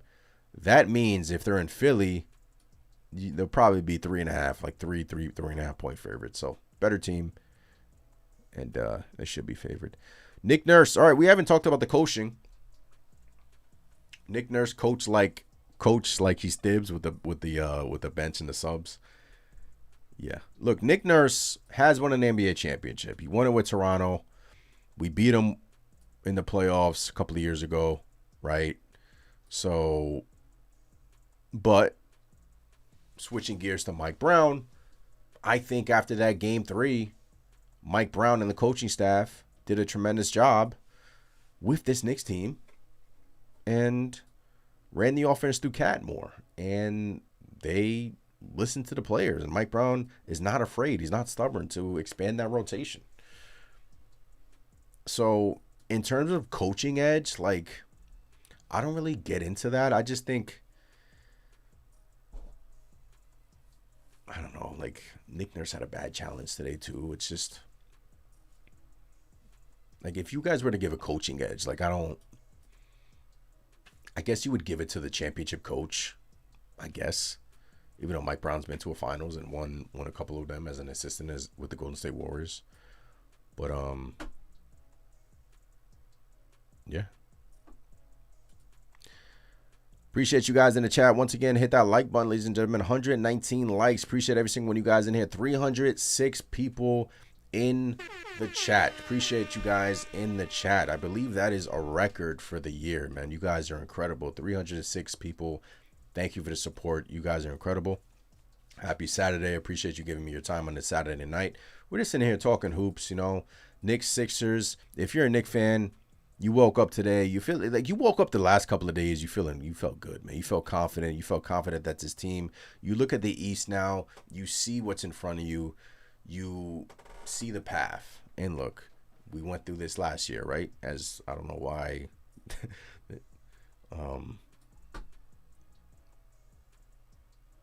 I'm trying to pull up the schedule for you guys, but I believe it's every other day. Right? Knicks schedule.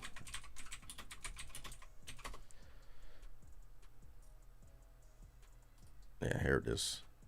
It's every other day. So, again, every other day. Who does that favor? Us. We've been at home chilling. Sixers are playing their guys 40 to 45 minutes a night. Monday, Wednesday, Friday, Sunday. That's every other day. Sunday, Tuesday, Thursday. It's every other day until Game 7.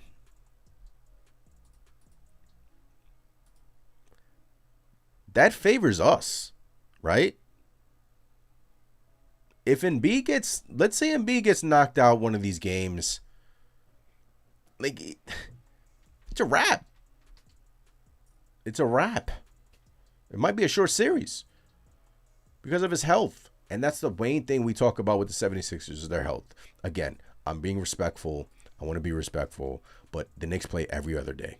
The Knicks and Sixers play every other day. If these guys are playing 40 to 45 minutes a night and have one guy off their bench, one guy, Quentin Grimes, Andre Drummond comes in, okay, I'll play along. Monday, Wednesday, Friday, Sunday, Tuesday, Thursday. If there's a game 7, you get 2 days off. It's crazy. So, man, away we go. Away we go. Here is your schedule. M. Drake says Deuce will ball out. Bridges will ball out. One thing that I want to note is because Bridges' last game, if he found confidence, and that stuff is important, little things like that, like what did he drop? 24 points, 26 points in game 6 in Atlanta. Because I honestly think Mikal could be our X factor in this series, right? I do think that. Like, call me crazy. I don't, most Knicks fans are already checked out on Mikal, but if you're on the 76er side, who's the last guy you're going to be worried about in the starting lineup? It's Mikal. You're focused on Josh Hart crashing the glass. You're praying to stop Jalen Brunson. It's not going to work. You're focused on Karl-Anthony Towns in the threes. You're going to pray to try to stop OG Anunoby in which you can't. So you're probably going to put your worst defender on Mikal Bridges. And that is Tyrese Maxey. Right? Probably be on Mikal. This is when if you're a Knick coach right now, you're probably giving Mikal a little nudge. Mikal, you got Maxey on. You can win that matchup. You can shoot over him. Easy. Post him up a little bit, get him in foul trouble. He's very handsy. Saw it tonight. Right? Get him in a foul trouble. Make him play someone else off the bench.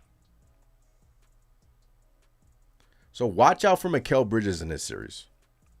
Because, again, Sixers have a lot of other things to worry about. And I just think in terms of defensive game plan, Mikal Bridges is not one of them. Right? So Mikal could have a good series. He can have like they're gonna if you're trying to leave, if you're a Knicks fan and you want to leave Kelly Oubre open, if you're a Sixer fan, you're gonna try to let Mikal Bridges beat you. Make him beat you. That's why you put your worst defender on Bridges. So I feel like Mikal could have a few big games in this series, and our bench is just like, look, I can throw, like, I just don't know, like, their starters play so much, so when our bench will come in, it'll probably be playing against their starters, but at that point, they'll be, like, so gassed. But I just feel like when Mike Brown starts mixing and matching between Jordan Clarkson and Deuce McBride, and you throw Deuce McBride on Maxey, which we've seen,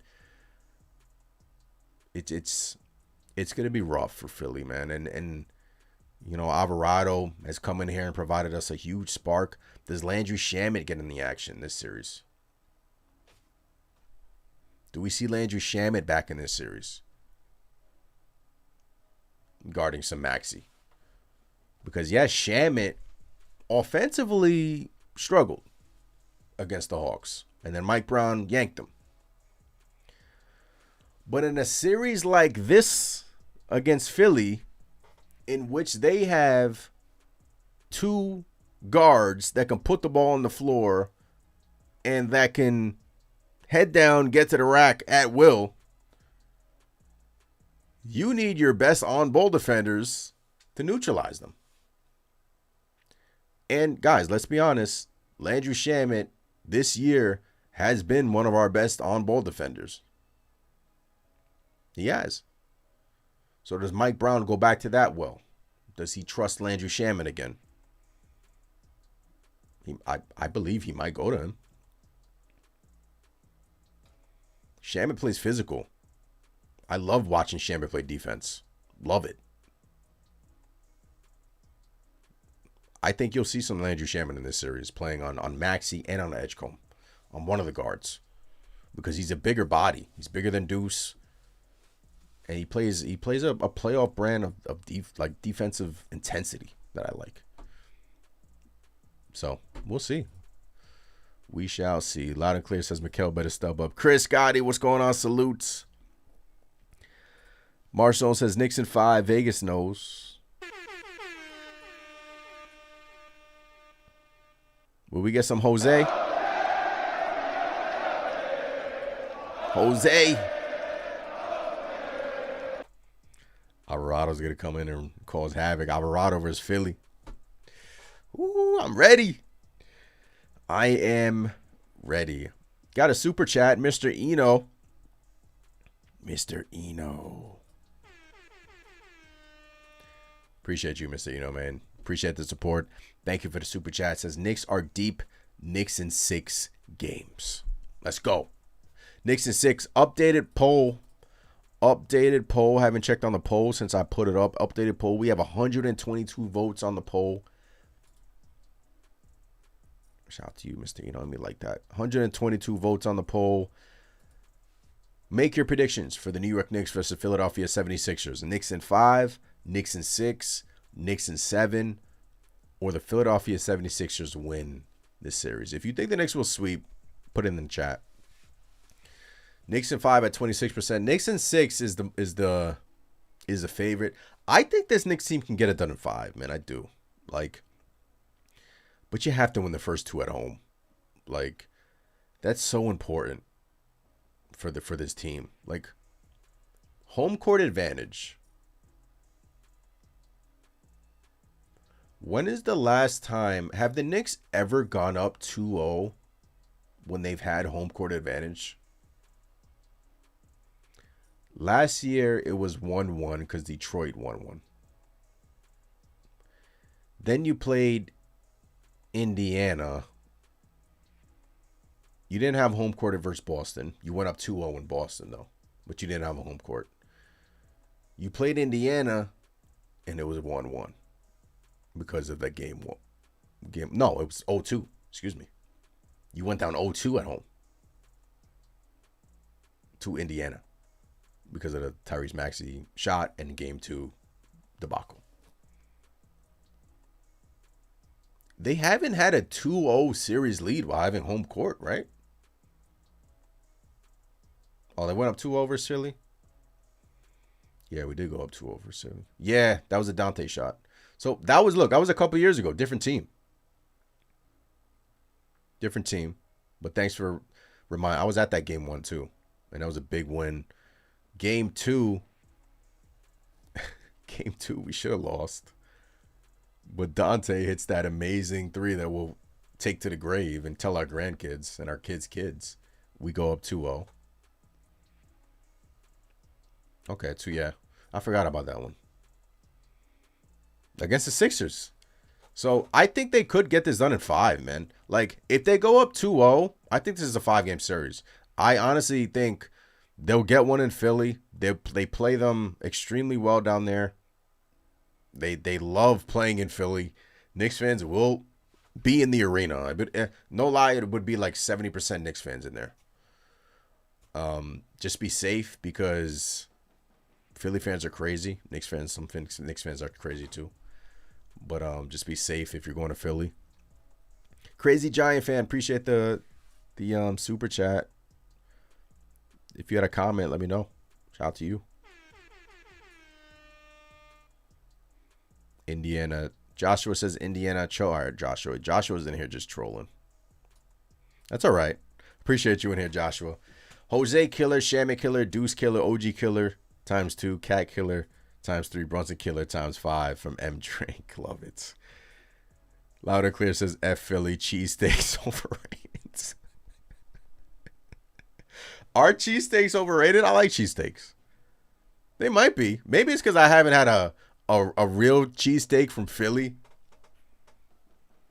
right? Which they talk so highly of. But Indy 02 series at Fire Thibs, yeah. This year, Boston is not good from Woody. Boston, bye-bye. Bye-bye. Oh, man. What does the media have to say? Like, what's going to be? And look, they have an excuse. It's going to be the Jason Tatum angle, right? I mean, if Tatum played today, maybe they win. But he played last game and they lost. So they didn't take care of business. They blew a 3-1 lead. And now we face the 76ers. It's crazy. So, but we got to get it done, you know. Celtics poised easier matchups in terms of Cat, but they're done. Like, they're gone. So now we play Philly, and they have two guards that are really damn good. And our defensive pressure, especially in the backcourt, is really going to have to be ramped up. And if you guys saw in especially game 4, game 5, Josh Hart was like all series. Josh Hart on Jalen Johnson. He threw him on Jalen Johnson. You threw him on CJ. He was just incredible, man. Like, that's what's giving me even more confidence because, yes, Maxey will get his points, but, like, Josh, if he has the assignment on him, like, I'm perfectly fine with that. Perfectly fine with Josh Hart on him, right? From the way he's playing. Now, we've seen in the past, Josh could get, like, he has lost some of these matchups in the past, but he has been just on a different level in these playoffs. Woody says Knicks 4-0, 76ers. Young says, should Cat look to pass or score this series? Young, I feel like he could do a little bit of both, but I feel like we'll see more of a scorer Karl Anthony Towns in this series. I feel like the Knicks can unlock his 3-ball in this series because Joel Embiid is not he does not want to defend the 3-point line. You want to have Joel Embiid in as many actions as possible. You want to just have him moving around, hovering around the paint, trying to figure out who he's going to defend. Somebody's going to be open because he does not want to spray out there and defend the 3, especially when he's in the paint. And the Knicks have exploited that. They'll bring him in the paint, right? They'll post Carl. They'll act like Karl Anthony Towns is about to post up. Then they'll run Karl Anthony Towns to the 3-point line. Joel will call for a switch. Then whoever Joel is guarding will take Joel and run him on the baseline. And it'll just happen over and over. That's what you have to do. Tire this man out because he does not want to play defense. And I feel like the Knicks can exploit that. So I feel like, to answer your question, I feel like he'll be more of a 3-point score in this series rather than last series in which it was a lot of paint stuff, a lot of point of attack at the hub with him being the main passer. You'll see more of that, but Knicks have a lot of different ways that can hurt the Philadelphia 76ers, in which I feel like the more I think about it, guys, this might be a short series. Muhammad says Joel will try to. We don't hope I hope not, Muhammad. Like, Muhammad says Joel will try to injure Mitch. Joel's a dirty player. Dirty player. For a second, if you think Mitch Robinson forgot what Joel Embiid did a few years ago, you're mistaken. If you've been watching Mitchell Robinson, different player, man. He's playing with an attitude. If Joel Embiid pulls that this series, we might see a brawl. We might see a fight. Like hands fighting. Because Embiid has a temper, as we saw today, as we saw when we played him. He has a temper. And we're starting to see Mitch get angry a little bit. So, I don't think he'll try to injure Mitchell Robinson. I don't, but he tried to injure him 2 years ago. Right? So, never say never. But he's a dirty player. Dirty player. Dirty player. Shout out to the chat, man. You guys are incredible. Shout out to the support. Shout out to the members in here. The Knicks Nation hats are live on the site, KnicksNation.shop. We have the Gotham black ones. We have the Garden blue ones on sale right now. The KnicksNation.shop website. The link is in the bio. Make sure you get your Knicks Nation gear for round 2. Mitch just got fined from A level. Yeah, Mitch got fined because he got fined more than Dyson Daniels because of his Instagram posts. Because Mitch took it a step further and trolled him a little bit on Instagram. Trolled him twice on Instagram, by the way. And that's why he got fined more. I think he was $50,000 from Mitch. He'll make that up in the summer. Like, Mitch Robinson's going to get a bag. He's going to get a bag. But we'll worry about that in the summer. Mitch your cat. Lion says Mitch your cat ain't having it. Nope. Nope. Philadelphia, man. Wow. I'm game 6. I'm just going through their games here. Game 6.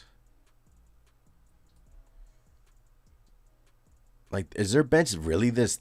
Game 6, they threw out Justin Edwards, 10 minutes. Yeah, it's really just one guy. It's 2 guys. It's Andre Drummond and Quentin Grimes. So that was game 6. Now let's go to game 2.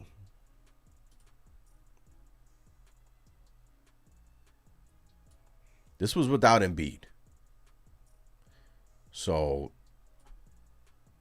then they went to Justin Edwards. So it seems like Nick Nurse trusts Edwards. And but guys, Justin Edwards, what is he averaging? 6 points. Okay, he played 64 games. He shot 37% from 3 this year. Okay. 37%. He had a pretty good year, actually, for them. So I would assume their 2 guys are Drummond, Grimes, and if they want to expand their rotation, they'll go to a Justin Edwards. It seems like. Just going through their box scores. Young says, if we win the trip, I hope we don't destroy our city. I hope so too. I hope so too. Could you imagine a trash cleanup if the New York Knicks got to an NBA Finals and won it? No sleep. Everyone will call out of work for about a week. This city will shut down, man. Shut down. Oh, man. We still got 3 more rounds to go, ladies and gentlemen. We still got 12 more wins, right? First round was amazing. We still got to deal with the 76ers now. We got 12 more wins. And that's our focus.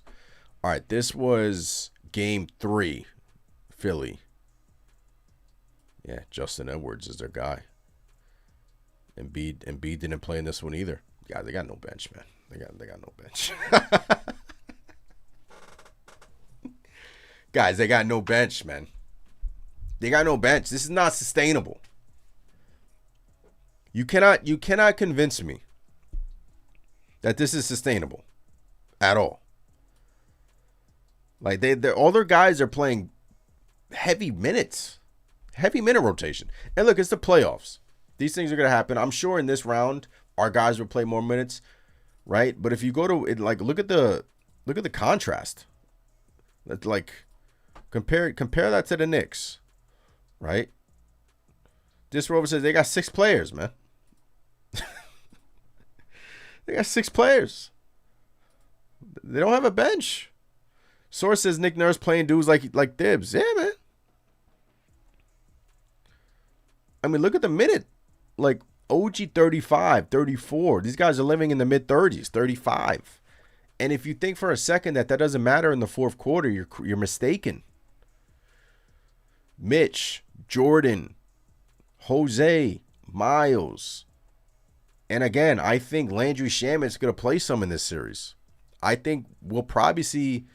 I know Jose will probably get some games, but I just think with the defensive pressure, with Landry being one of our best point of attack defenders, he's gonna get some burn on these guards. He's gonna get some burn on Maxey. He's gonna get some burn on Edgecombe. Land you Shaman, tighten your laces. They got no bench.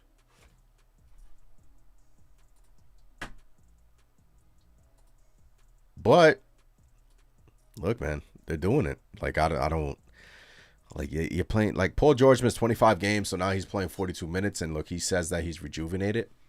And again, if you want to look at this from the Philly side, if you're on Philadelphia, if you're listening to Philadelphia radio, right? You wake up Monday morning, you turn on Philadelphia radio. If you're going to try to convince yourself, how can we beat this Knicks team? Like I did this with the Atlanta Hawks too. A lot has to go right for you. Embiid has to be healthy and dominating. Maxey has to be dominating. And he has been, right? Edgecombe and Paul George are the guys in which if they're hitting their threes and they're playing above their game, and not even above their game because Edgecombe has had success, especially in the Garden. And if Oubre's hitting his open looks, that's a lot to go right for you and for you to beat this Knicks team 4 times. We're talking about beating them 4 times, not 1, not 2, not 3, not 4. We're talking about a series here. When you're giving me Quentin Grimes, who I like, I wish we never traded him, even though I like the Bogdan trade for him and the Alec Burke trade for Quentin Grimes. It just didn't work out because of the injuries. And damn, man. Man, if we were healthy that year, man, if Julius was healthy that year, and OG's hamstring was healthy that year, maybe. And Bogdanovich was healthy, maybe. But you're just giving me Quentin Grimes off the bench. And Andre Drummond. You're not going to be able to sustain that. You're not going to be able to sustain these guys playing this amount of minutes, man, especially Embiid. Like, if the Knicks dominate the non-Embiid minutes, it's over. Like, it's done. And they can. We saw Boston with their third stringers dominate, like, tonight, right? Prime example. Boston to start this game, Philadelphia is like, what is it, 9-0? Philadelphia goes on a 9-0 run. They had a tremendous start to this basketball game. Then what happened? Grimes come in. You know, a couple of guys sit. Embiid's tired. Boston's third stringers are cooking. That's what got them back in the game. If Boston played an offense in which they just don't shoot, they just shoot anything other than threes, they would have won tonight. Think about this. If one of those threes goes in the final minute and a half for Boston, they win. We're playing Boston rather than Philly. If they just ran a competent offense because of Philly's dead legs. We traded Grimes. Woody says we traded Grimes for Mikal. Yeah. True. We used the Bogdanovich contract to get Mikal. Muhammad says, bro, that's what happened to us in 2024. We got tired against the Pacers, remember? Yeah. Look, it's a second round. It's not like the Eastern Conference Finals, but VJ and Maxey will tire. The OG we see in the playoffs is a different animal. Agree. But I think Brunson, no hero ball. No hero ball, right? But then again, young move. Like, I feel like Brunson, the hero ball stuff will work in this series. Like, because he's so comfortable playing in Philly. Like, they're so comfortable. Brunson, Hart, like, that's where they played at Villanova, man. They're so comfortable playing there. And again, who do they have to guard Brunson? Like, nobody at all.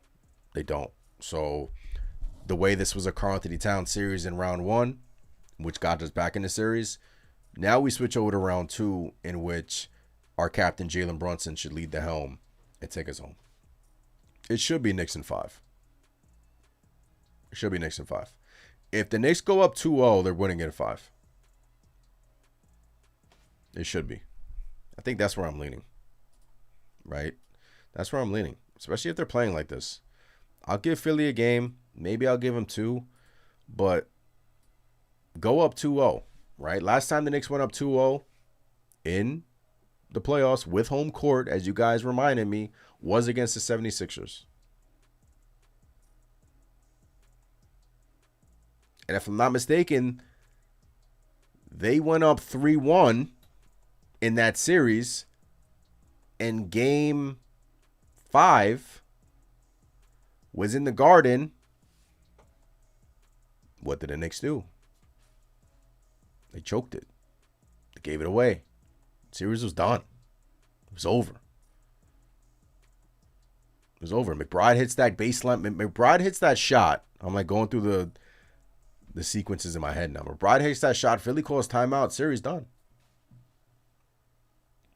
And that's the Maxey show. You got to watch Maxey. Maxey comes down, wins in the game. We close out in Philly in game 6. So I feel like I'm leaning towards Knicks in 5. They got to go up 2-0 in this series. And I feel like we will.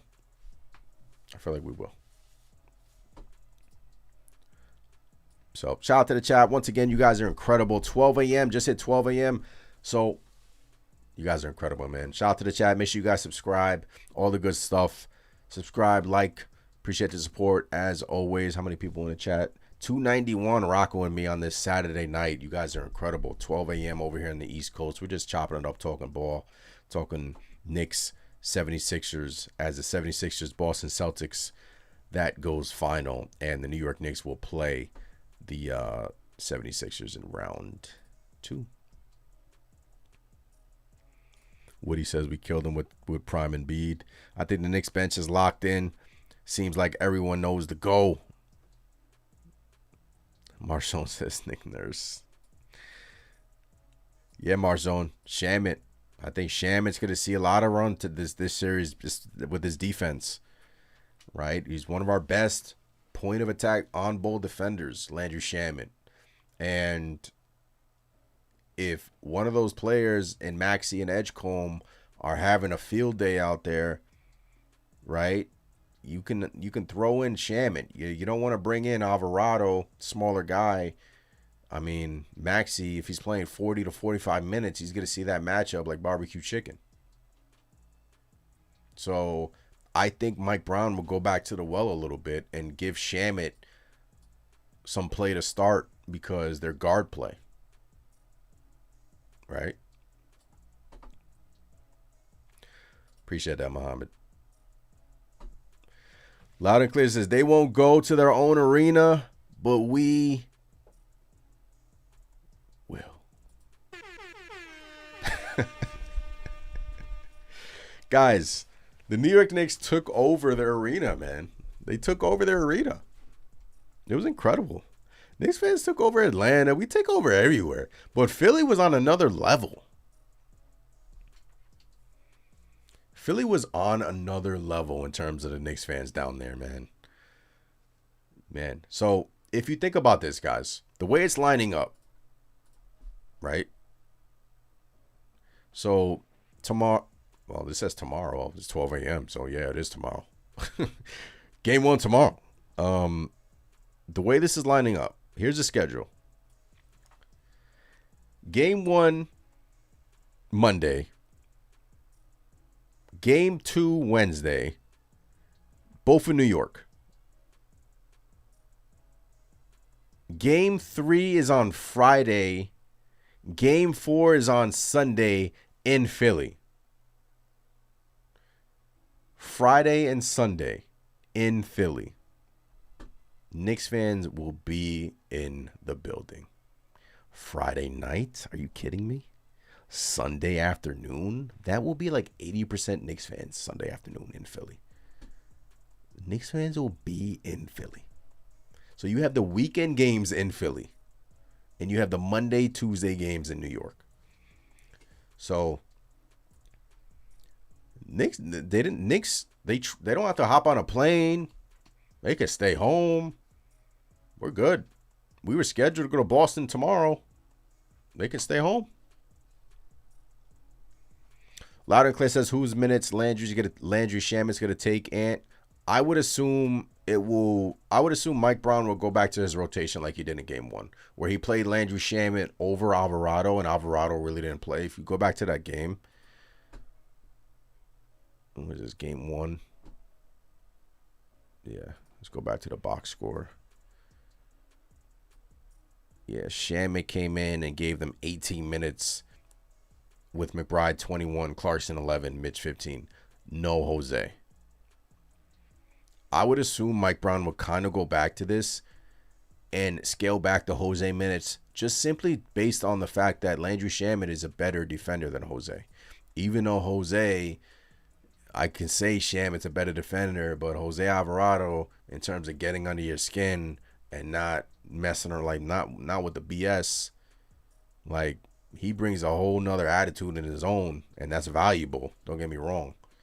But in terms of point of attack defense, like I feel like it'll be more like game 1. Maybe you scale the Shamet minutes back to 15, 10 to 15, and you get Jose in there. But I just think defensively, you're going to have to shut off their guards. And if you're bringing in Clarkson and Jose off the bench, even though Clarkson's been phenomenal defensively lately, and they're playing their guys 40 to 45 minutes, I mean, come on now. Come on, we'll be fine. We'll be fine. I fully trust this Knicks coaching staff that will get it. Like, they'll come up with a formulated game plan and figure their backcourt out. But I feel like we had the defenders to kind of figure their backcourt out, even though we've struggled with elite shooters and like during the season and elite playmakers in the backcourt. But it's the Embiid factor, man. It's like it's the Karl Anthony. Like, does Karl Anthony Towns revert to getting into foul trouble? Is he like essentially do they essentially neutralize him? Does the foul trouble get into his head? Is that Philly's game plan? Try to attack Karl Anthony Towns. I don't know why he said his name, but like try to attack him and get him into foul trouble, even though he's been really good. Like, he's been better. So, but it's Embiid. You know how Embiid is.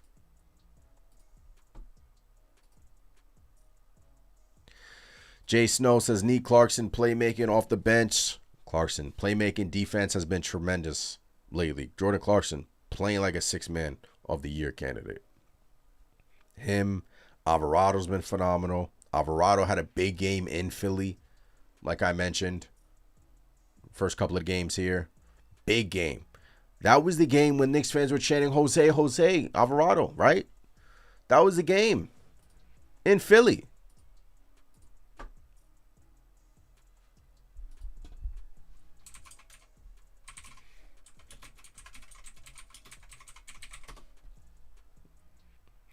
Yeah. Jose dropped 26 points in Philly this year.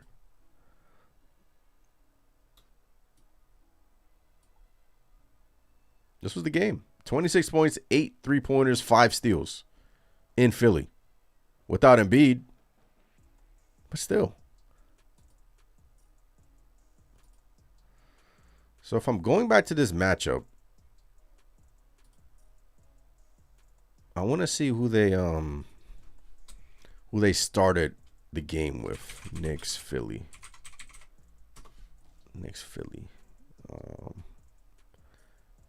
It's 2 years ago. When was that game? I want to go back to the film. Knicks Philly, February 11th.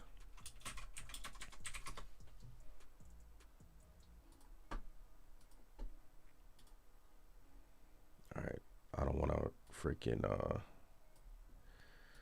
get flagged here, so I won't play that much.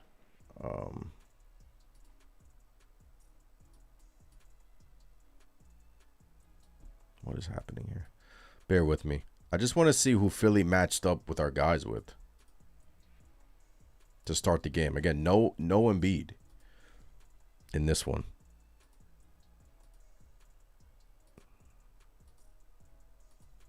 Look at that, man. That's when we started shamming. No OG in this game.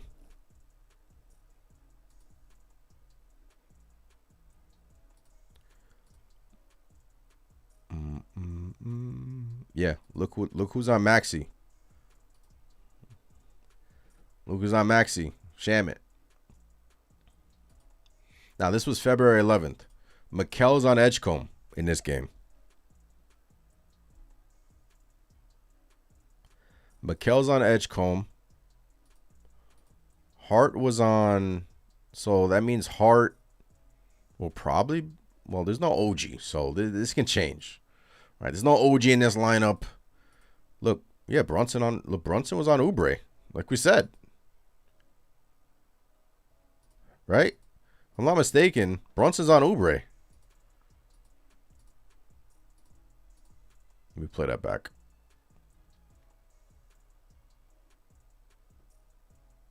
Was Brunson on Oubre?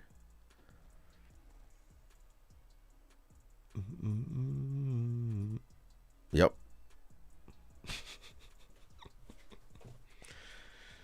There he is, number 11, guarding Kelly Oubre. You put him on Oubre, let Oubre shoot the ball. Go ahead, shoot the ball, Oubre. Keep shooting it. Mikel on Edgecombe, Shaman on Maxi, Hart on... Who is this? I don't even know who that... But again, no OG and Obi in this game. And Cat's going to be on Embiid. So Brunson's going to be on Oubre. Like I kind of alluded to and said and thought.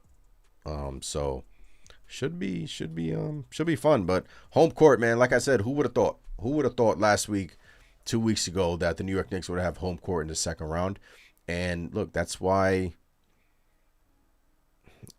Look, they would have had home court if they were the 4th seed too. But, I mean, that's why you never know in these playoffs. I mean, you never know. Boston loses to Philly. And now the Knicks have, an extra game, Game 7 in Madison Square Garden in their pocket, which it shouldn't get to. But if you're a New York Knicks fan, you're feeling really good.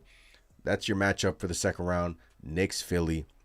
And away we go. We're extremely deep. We're deeper. We're the better team. They got no bench. They got no bench. They got no home court. They got no home court. They got no bench. What do they got? Embiid. I got to deal with Embiid not flopping, man. I got to deal with Embiid. And look, Philly's going to say the same with our guy in Brunson. But Embiid just does it in a way that's unethical. Kicking guys in the groin, like tripping guys. Like, I got to deal with that now. I got to deal with Embiid falling on the ground and getting called for a foul. And getting to the free throw line. So, we dealt with it earlier. Let's attack them. And let's keep it moving. But I think this New York Knicks team, they get an updated poll. Updated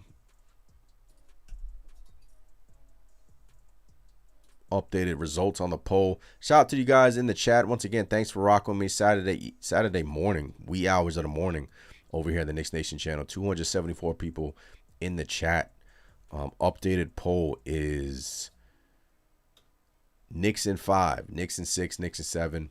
Philly wins the series, is at 11%. Knicks in 6 seems like the popular vote. Let's go. I'm going to be honest with you guys, I am leaning Knicks in 5. I feel like if this New York Knicks team can win their first 2 games in Madison Square Garden, there is no home court advantage in Philadelphia. Attack and beat as much as possible. You can try to allure me with that stuff. They are playing well, right? They are playing well. They have the backcourt. They have a former MVP. They have a all-star in Paul George, but they have no bench. Are those guys going to play 48 minutes a night? Are they going to play 48 minutes a night? You're going to rely on them 48 minutes?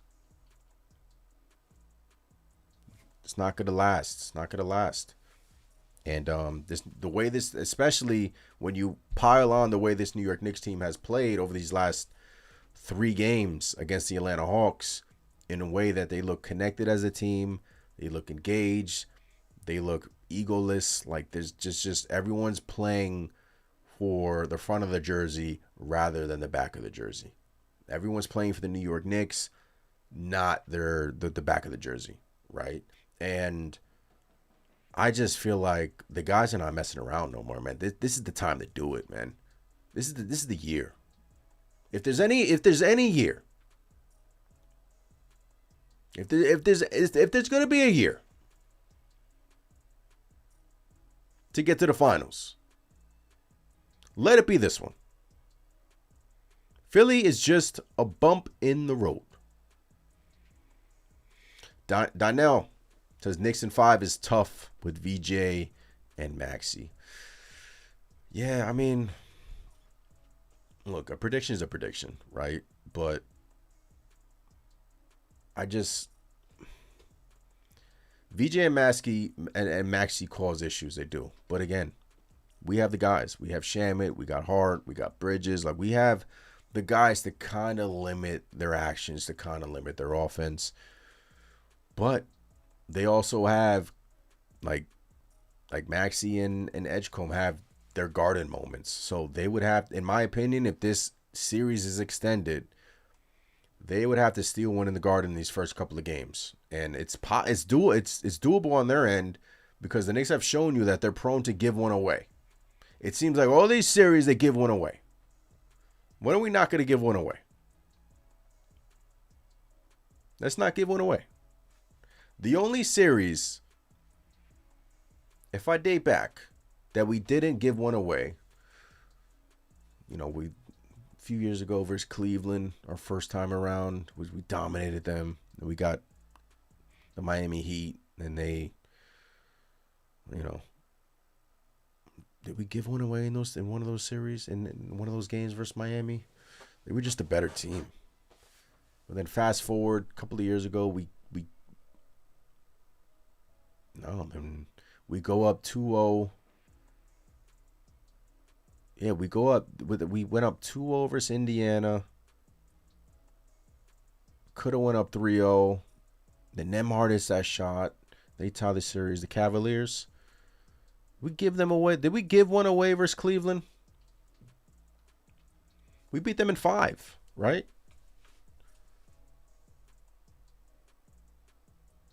We beat them in 5, if I'm not mistaken. Last year, we gave game 1 and went to Indiana, right?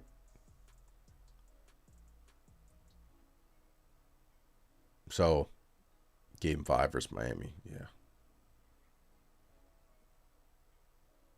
But what I'm trying to say is it seems like we always...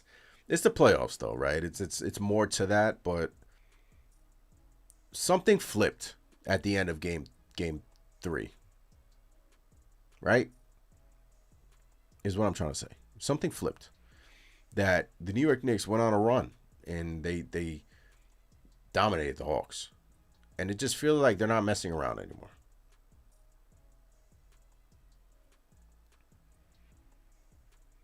I just feel like they're not messing around anymore.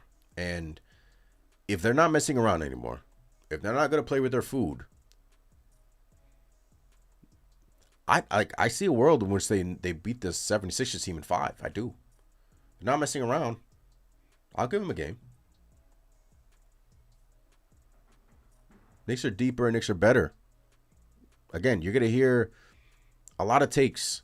And look, I'm not saying those takes are wrong, because Philly, anytime you have a former MVP and he looks unguardable, Boston couldn't guard him, like that poses issues. And anytime you have a backcourt like VJ and Maxey, that poses issue. And especially if Paul George is playing like an all-star, which he has, that poses an issue. But we have the personnel to limit that.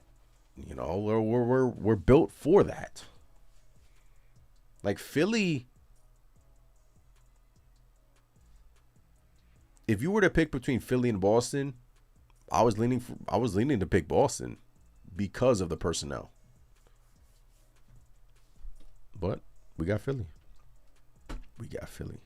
If we won game 1 versus Indy last year, it would have been Knicks in 6. Yeah, exactly, John.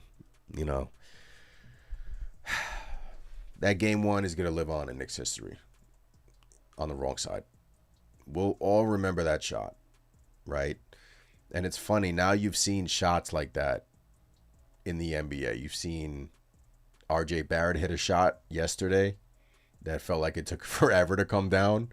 It seems like those shots only happen in the playoffs. Paolo Banchero had a shot like that. Hit the back iron, went up in the sky for like 5 minutes, came down. So, Loud and Clear says we got to do this for Dante. Yep.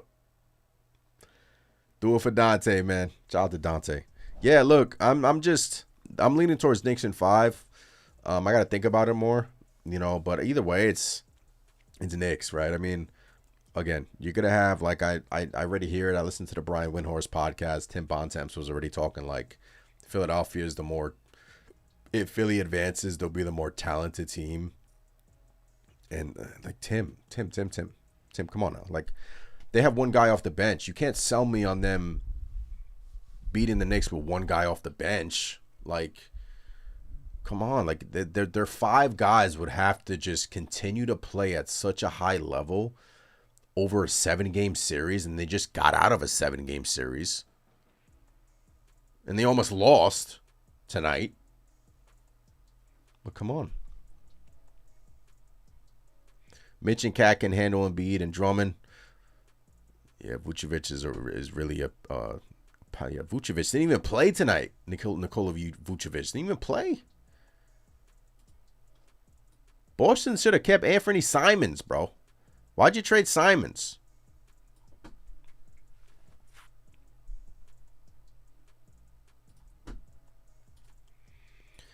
Playoff stats. Just go through the little numbers really quick with you guys. Once again, you guys are awesome. Appreciate you guys rocking with me. 12:22 a.m. Sunday morning. Shooting overall. All right. You want to see some beautiful numbers? I'm going to zoom in on this. This is from Cleaning the Glass, man. Love the website. So OG Anunoby is shooting 56% from 3 in the playoffs in the first round. Brunson 37%, which is actually his career average. Hart took a stumble a little bit, 22%. Cat 44% in the first round. I think the 3-point shot will unlock for Karl-Anthony Towns against the Philadelphia 76ers. I think it will. I think he can attempt like 4 threes a game. 4 threes again, easy. Joel Embiid does not want to guard the perimeter at all. Mikal, 35%. Not bad. Miles, 42%. Jose at 50%. Shamet was abysmal, 14%, but we're going to need his defense. I talked about the starting 5, right? So all season long, the starting 5 for the New York Knicks had a negative net rating. In the playoffs, the Brunson, Hart, Bridges, Anunoby, Towns lineup. No, that's the regular season. Let's get to the playoffs. Brunson, Hart, Bridges, OG, Towns lineup had a plus 1.4 difference. So better than the regular season. So we getting there. I think sneaky series for Mikal. And away we go. Coach Sierra's in the chat. What's going on, Coach? Mitch has to stay on his feet, and B will try to foul him out. Mitch and Cat need to stay on their feet. Mitch is prone to that little pump fake, but he's been better. Coach. He's been better at not biting for that pump fake. He's been better. But yeah, that's what they're gonna try to do. Foul trouble. Maybe they'll try to hack a Mitch. Maybe. John says Kelly Oubre does not scare me. It doesn't scare anyone, John. It does not scare anyone. That's why we're throwing Jalen Brunson on Kelly Oubre. Go beat us, Kelly. Go beat him. No, John. Brunson's going to guard Kelly Oubre. OG Anunoby's not. We're not going to waste OG Anunoby on Kelly Oubre, John. It's not. They're going to probably try to get switches, and Kelly Oubre is a really good cutter for them. So I'm sure when Jalen Brunson is going to be guarding him, he has to be careful with the cuts because Kelly Oubre does tower over him. He can easily just catch it right over him. But You got to stick Oubre on him. Let Oubre beat you. Like, they don't want to run their offense to Oubre. Let him beat you. Let him drop 20 to 25. Go ahead. Like we did with Dyson Daniels, right? Let Dyson Daniels shoot more than Nickeil Alexander-Walker. We're fine. We're good. We're cool with it. We're chilling. Can our bench be a starting five elsewhere? It's a good question. Maybe Washington? Would our bench beat the starting five of the Wizards? I think it might. No, not with Trae Young and Anthony Davis, with their current starting five, the Wizards. Will our bench beat the Washington Wizards?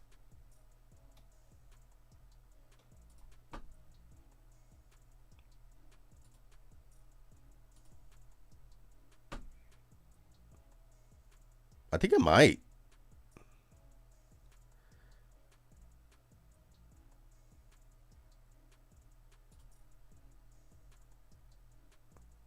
Like, can our bench beat Carlton Carrington, Trey Johnson, Kayshawn George, Chris Middleton, and Alexander Sarr?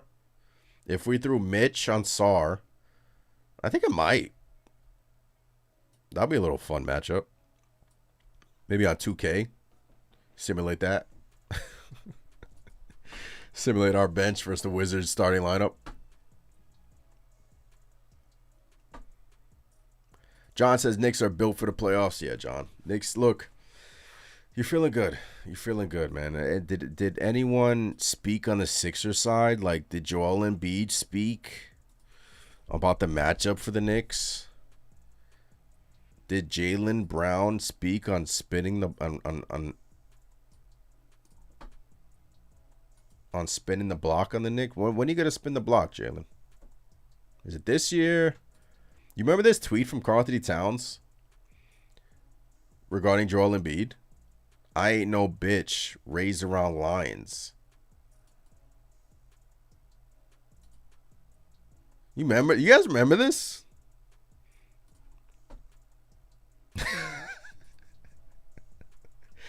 Yo, our cat had this guy in a headlock in Minnesota. The fact that he came out and tweeted this is crazy. I remember that. That's what we need this series. I'm trying to see if Embiid or somebody spoke.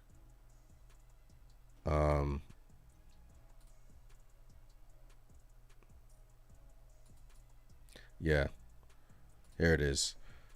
Joel Embiid just said that the Knicks fans made the Sixers-Knicks games in Philadelphia 2 years ago feel like Madison Square Garden East, and implored fans to not sell their tickets and fill their arena with Sixer fans. Oh my God.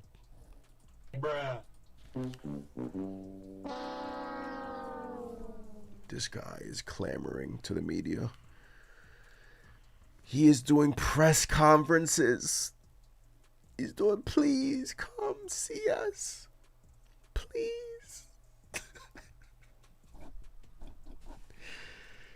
Yo, Joel Embiid is crying to the media. Please do not sell your tickets to Knicks fans. Come out and support.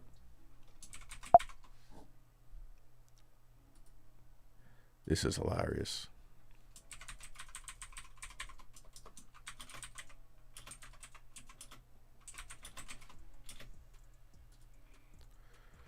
This is hilarious. BLK Yankee, appreciate the super chat. Thanks for the support. 7975. Shout out to you in the chat. I haven't seen you in here. Welcome. He says, do you think guys like Mohamed Diawara, Jeremy Sohan will see time this series? I don't. Mo D, for whatever reason it is, has fallen out this rotation just simply due to the fact that other guys have played extremely well. You have Jose Alvarado, you have Jordan Clarkson. Deuce is back. Like, if Deuce didn't come back, I would think you would see Mo D. Mo D would get run over Sohan, but Sohan, what do you have, 10 minutes? He had 10 points and more points than freaking CJ the other game, right? but I don't. I don't. Somebody would have, knock on wood, somebody would have to get, like, there would have to be an injury for those guys to play. I just think the Knicks rotation is set. I see a world in which Shamet plays in this series. I don't see a world in which Mike Brown goes to Sohan or Mo D. I could be wrong, but I don't see a world. Thanks for the super chat. Appreciate you. Appreciate you. Jesse says, too late. I already got my tickets for Friday. Guys, this is pathetic, man. This is pathetic. I know this is a little bit. There it is. It's going to be Madison Square Garden East again, Joel. Fake it all for you. They're going to sell their tickets to Knicks fans. I got news for you, buddy. I got news for you. We took over your concourse, bro. Your concourse was flooded with Knicks fans chanting in your stadium. Jesse already got his ticket. Loud and clear is thinking about going to the game.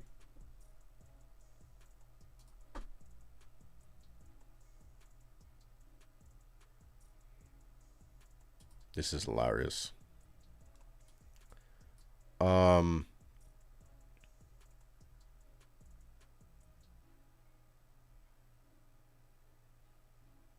Yeah, I mean, guys, we could have been facing Boston. Celtics missed 9 consecutive field goals.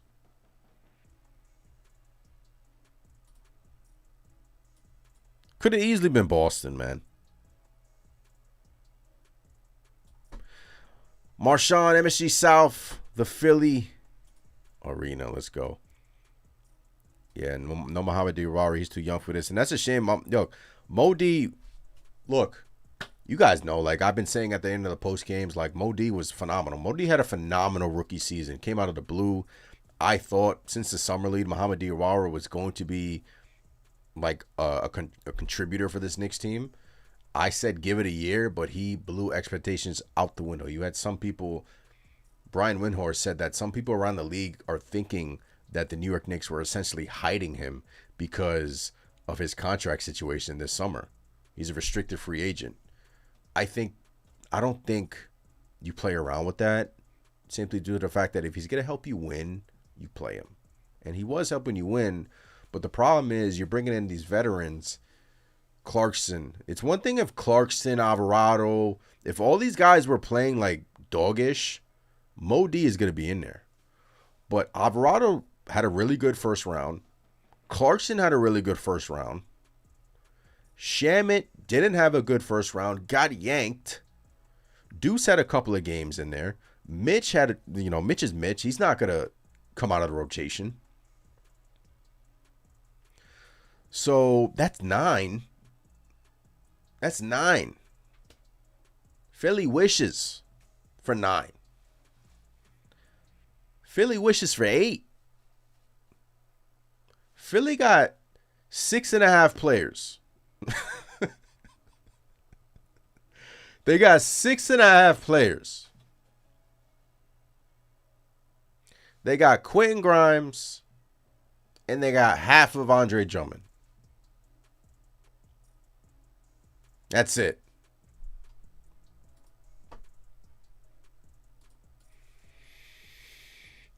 Man. Yeah. Joel, I have a message for our fans. Last time we played the Knicks, it felt like Philadelphia was Madison Square Garden East. We're going to need the support. I mean, this is God. I mean, I get it. Don't sell your tickets. This is bigger than you. If you need money, I got you. Bruh. Oh my God. Yo, guys, if you need money, I got you. He is begging his fan base to not sell their tickets to the New York to us, begging them. Do you see a world in which Jalen Brunson has to go up to the podium and beg Knicks fans to not sell their tickets to Philadelphia 76ers fans? Like, bro. But I get it, man. He's their star player. He has to kind of be the voice. He's their MVP. Maybe it'll work. It's not going to work. Those games are on Friday and Sunday.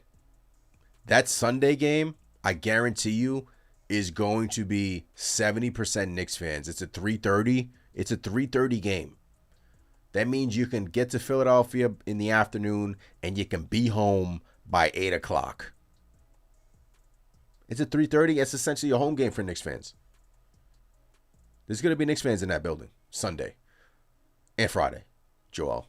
So you can cry, you can plead, you can do whatever you got to do. It's not like, but I understand like he has to do this because it was so bad last time to the point where it was embarrassing. Like it was embarrassing for Philadelphia. He is saying, if you need money, I got you. Like, how are you going to do that?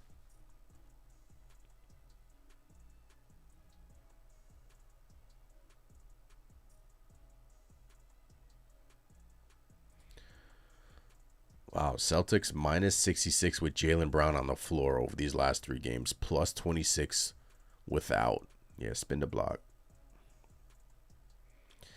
Spin the block, Jalen.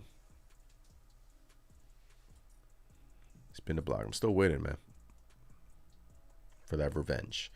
Not being able to face the Knicks is really what makes me sick.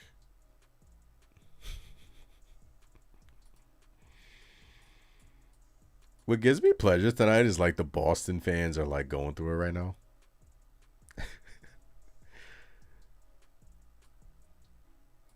Better, strong. All right. We're getting some post-game comments from Embiid. Once again, shout out to the chat. Appreciate every single one of you guys in the chat. Maybe a little worse. Where was it? I feel great. I feel amazing. Yeah.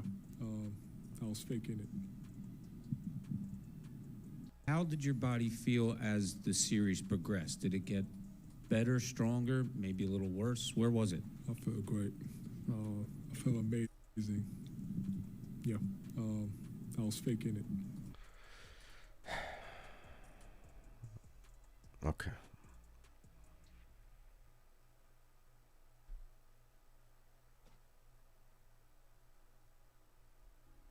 Did anyone comment on the New York Knicks? That's what I want to know. Besides that Joel Embiid comment. John says Joel Embiid is scared. We will win the series on the bench with our defense versus our starters. Yeah. How much will Cat average this series? Is Embiid better? Is Embiid better than Cat? Young, a former MVP. Is Embiid better than Cat? Like, Embiid's a monster. Like all joking aside, Embiid is there's a reason why the New York Knicks were looking into that and pairing Joel Embiid with Jalen Brunson. They were seriously looking into that, prior to the Cat stuff. Embiid's a former MVP. He's a really good player. When he's on, he's on. Is he a pain in the ass? Is he annoying? Does he flop a lot? Does he? Yes, and yes. But he poses a lot of issues for your defense.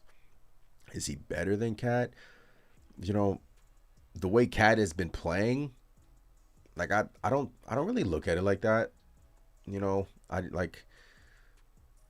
Of course a former MVP is going to be better than, a person that didn't win MVP. But right now at this moment, I think the way Cat affects the Knicks offense is better than how Embiid affects the 76ers offense, because he does slow them down, but he does make them better. So I don't know how to answer your question, but I guess yes, Embiid is better than Cat, but Cat is very valuable to the New York Knicks. Woody says, do you think Deuce shut down Maxey or seven? Shut down Woody? I don't think he could shut him down. I think he can bother him. Deuce is a really good defender. I don't think anyone is really going to shut Maxey down. That's the problem. Like, there's not really shutting down great players. Great players are going to get their points. Max, you just have to limit the easy baskets. Make it difficult for him. And I think throwing multiple guys at him, multiple looks, Shamit, Mikal, Hart, all those guys are going to get looks at him. You just have to be ready. Jay says, can't wait for Mitch to punk Embiid again. Let's go. Jesse says the real question is Embiid and PG can Embiid and PG stay healthy enough to play in round 2? I think I have more confidence that Paul George will stay healthy rather than Joel Embiid. But Joel Embiid just said, you just heard it, that he was faking it, and he feels great. So, I mean, I don't know what to make of it, but we saw it. Like, Joel Embiid was playing with Bell's palsy versus us. Like, he plays through a lot, man. This dude's been through a lot. A lot. I give him that, man. He plays through a lot. And he's still dominant. So it's gonna be a tough battle. It's gonna be a tough matchup to stop him. But I think the Knicks are built for it. I think we're ready. I think we got the guys, and I think we're built for it. So yes, TV says Knicks in 5. Let's go. Let's go. All right, chat. Appreciate you guys in the chat. I'm gonna go ahead and get off this thing, get some sleep. I'll catch you guys in the next stream, probably tonight, later tonight, 9 p.m. Try to get Chris on here. We'll talk about the New York Knicks more in depth about the matchup. You guys have been incredible. Thanks for the support. As always, follow the Instagram at KnicksNation, at KnicksNation on X, KnicksNation.shop for the hats, and KnicksNation gear.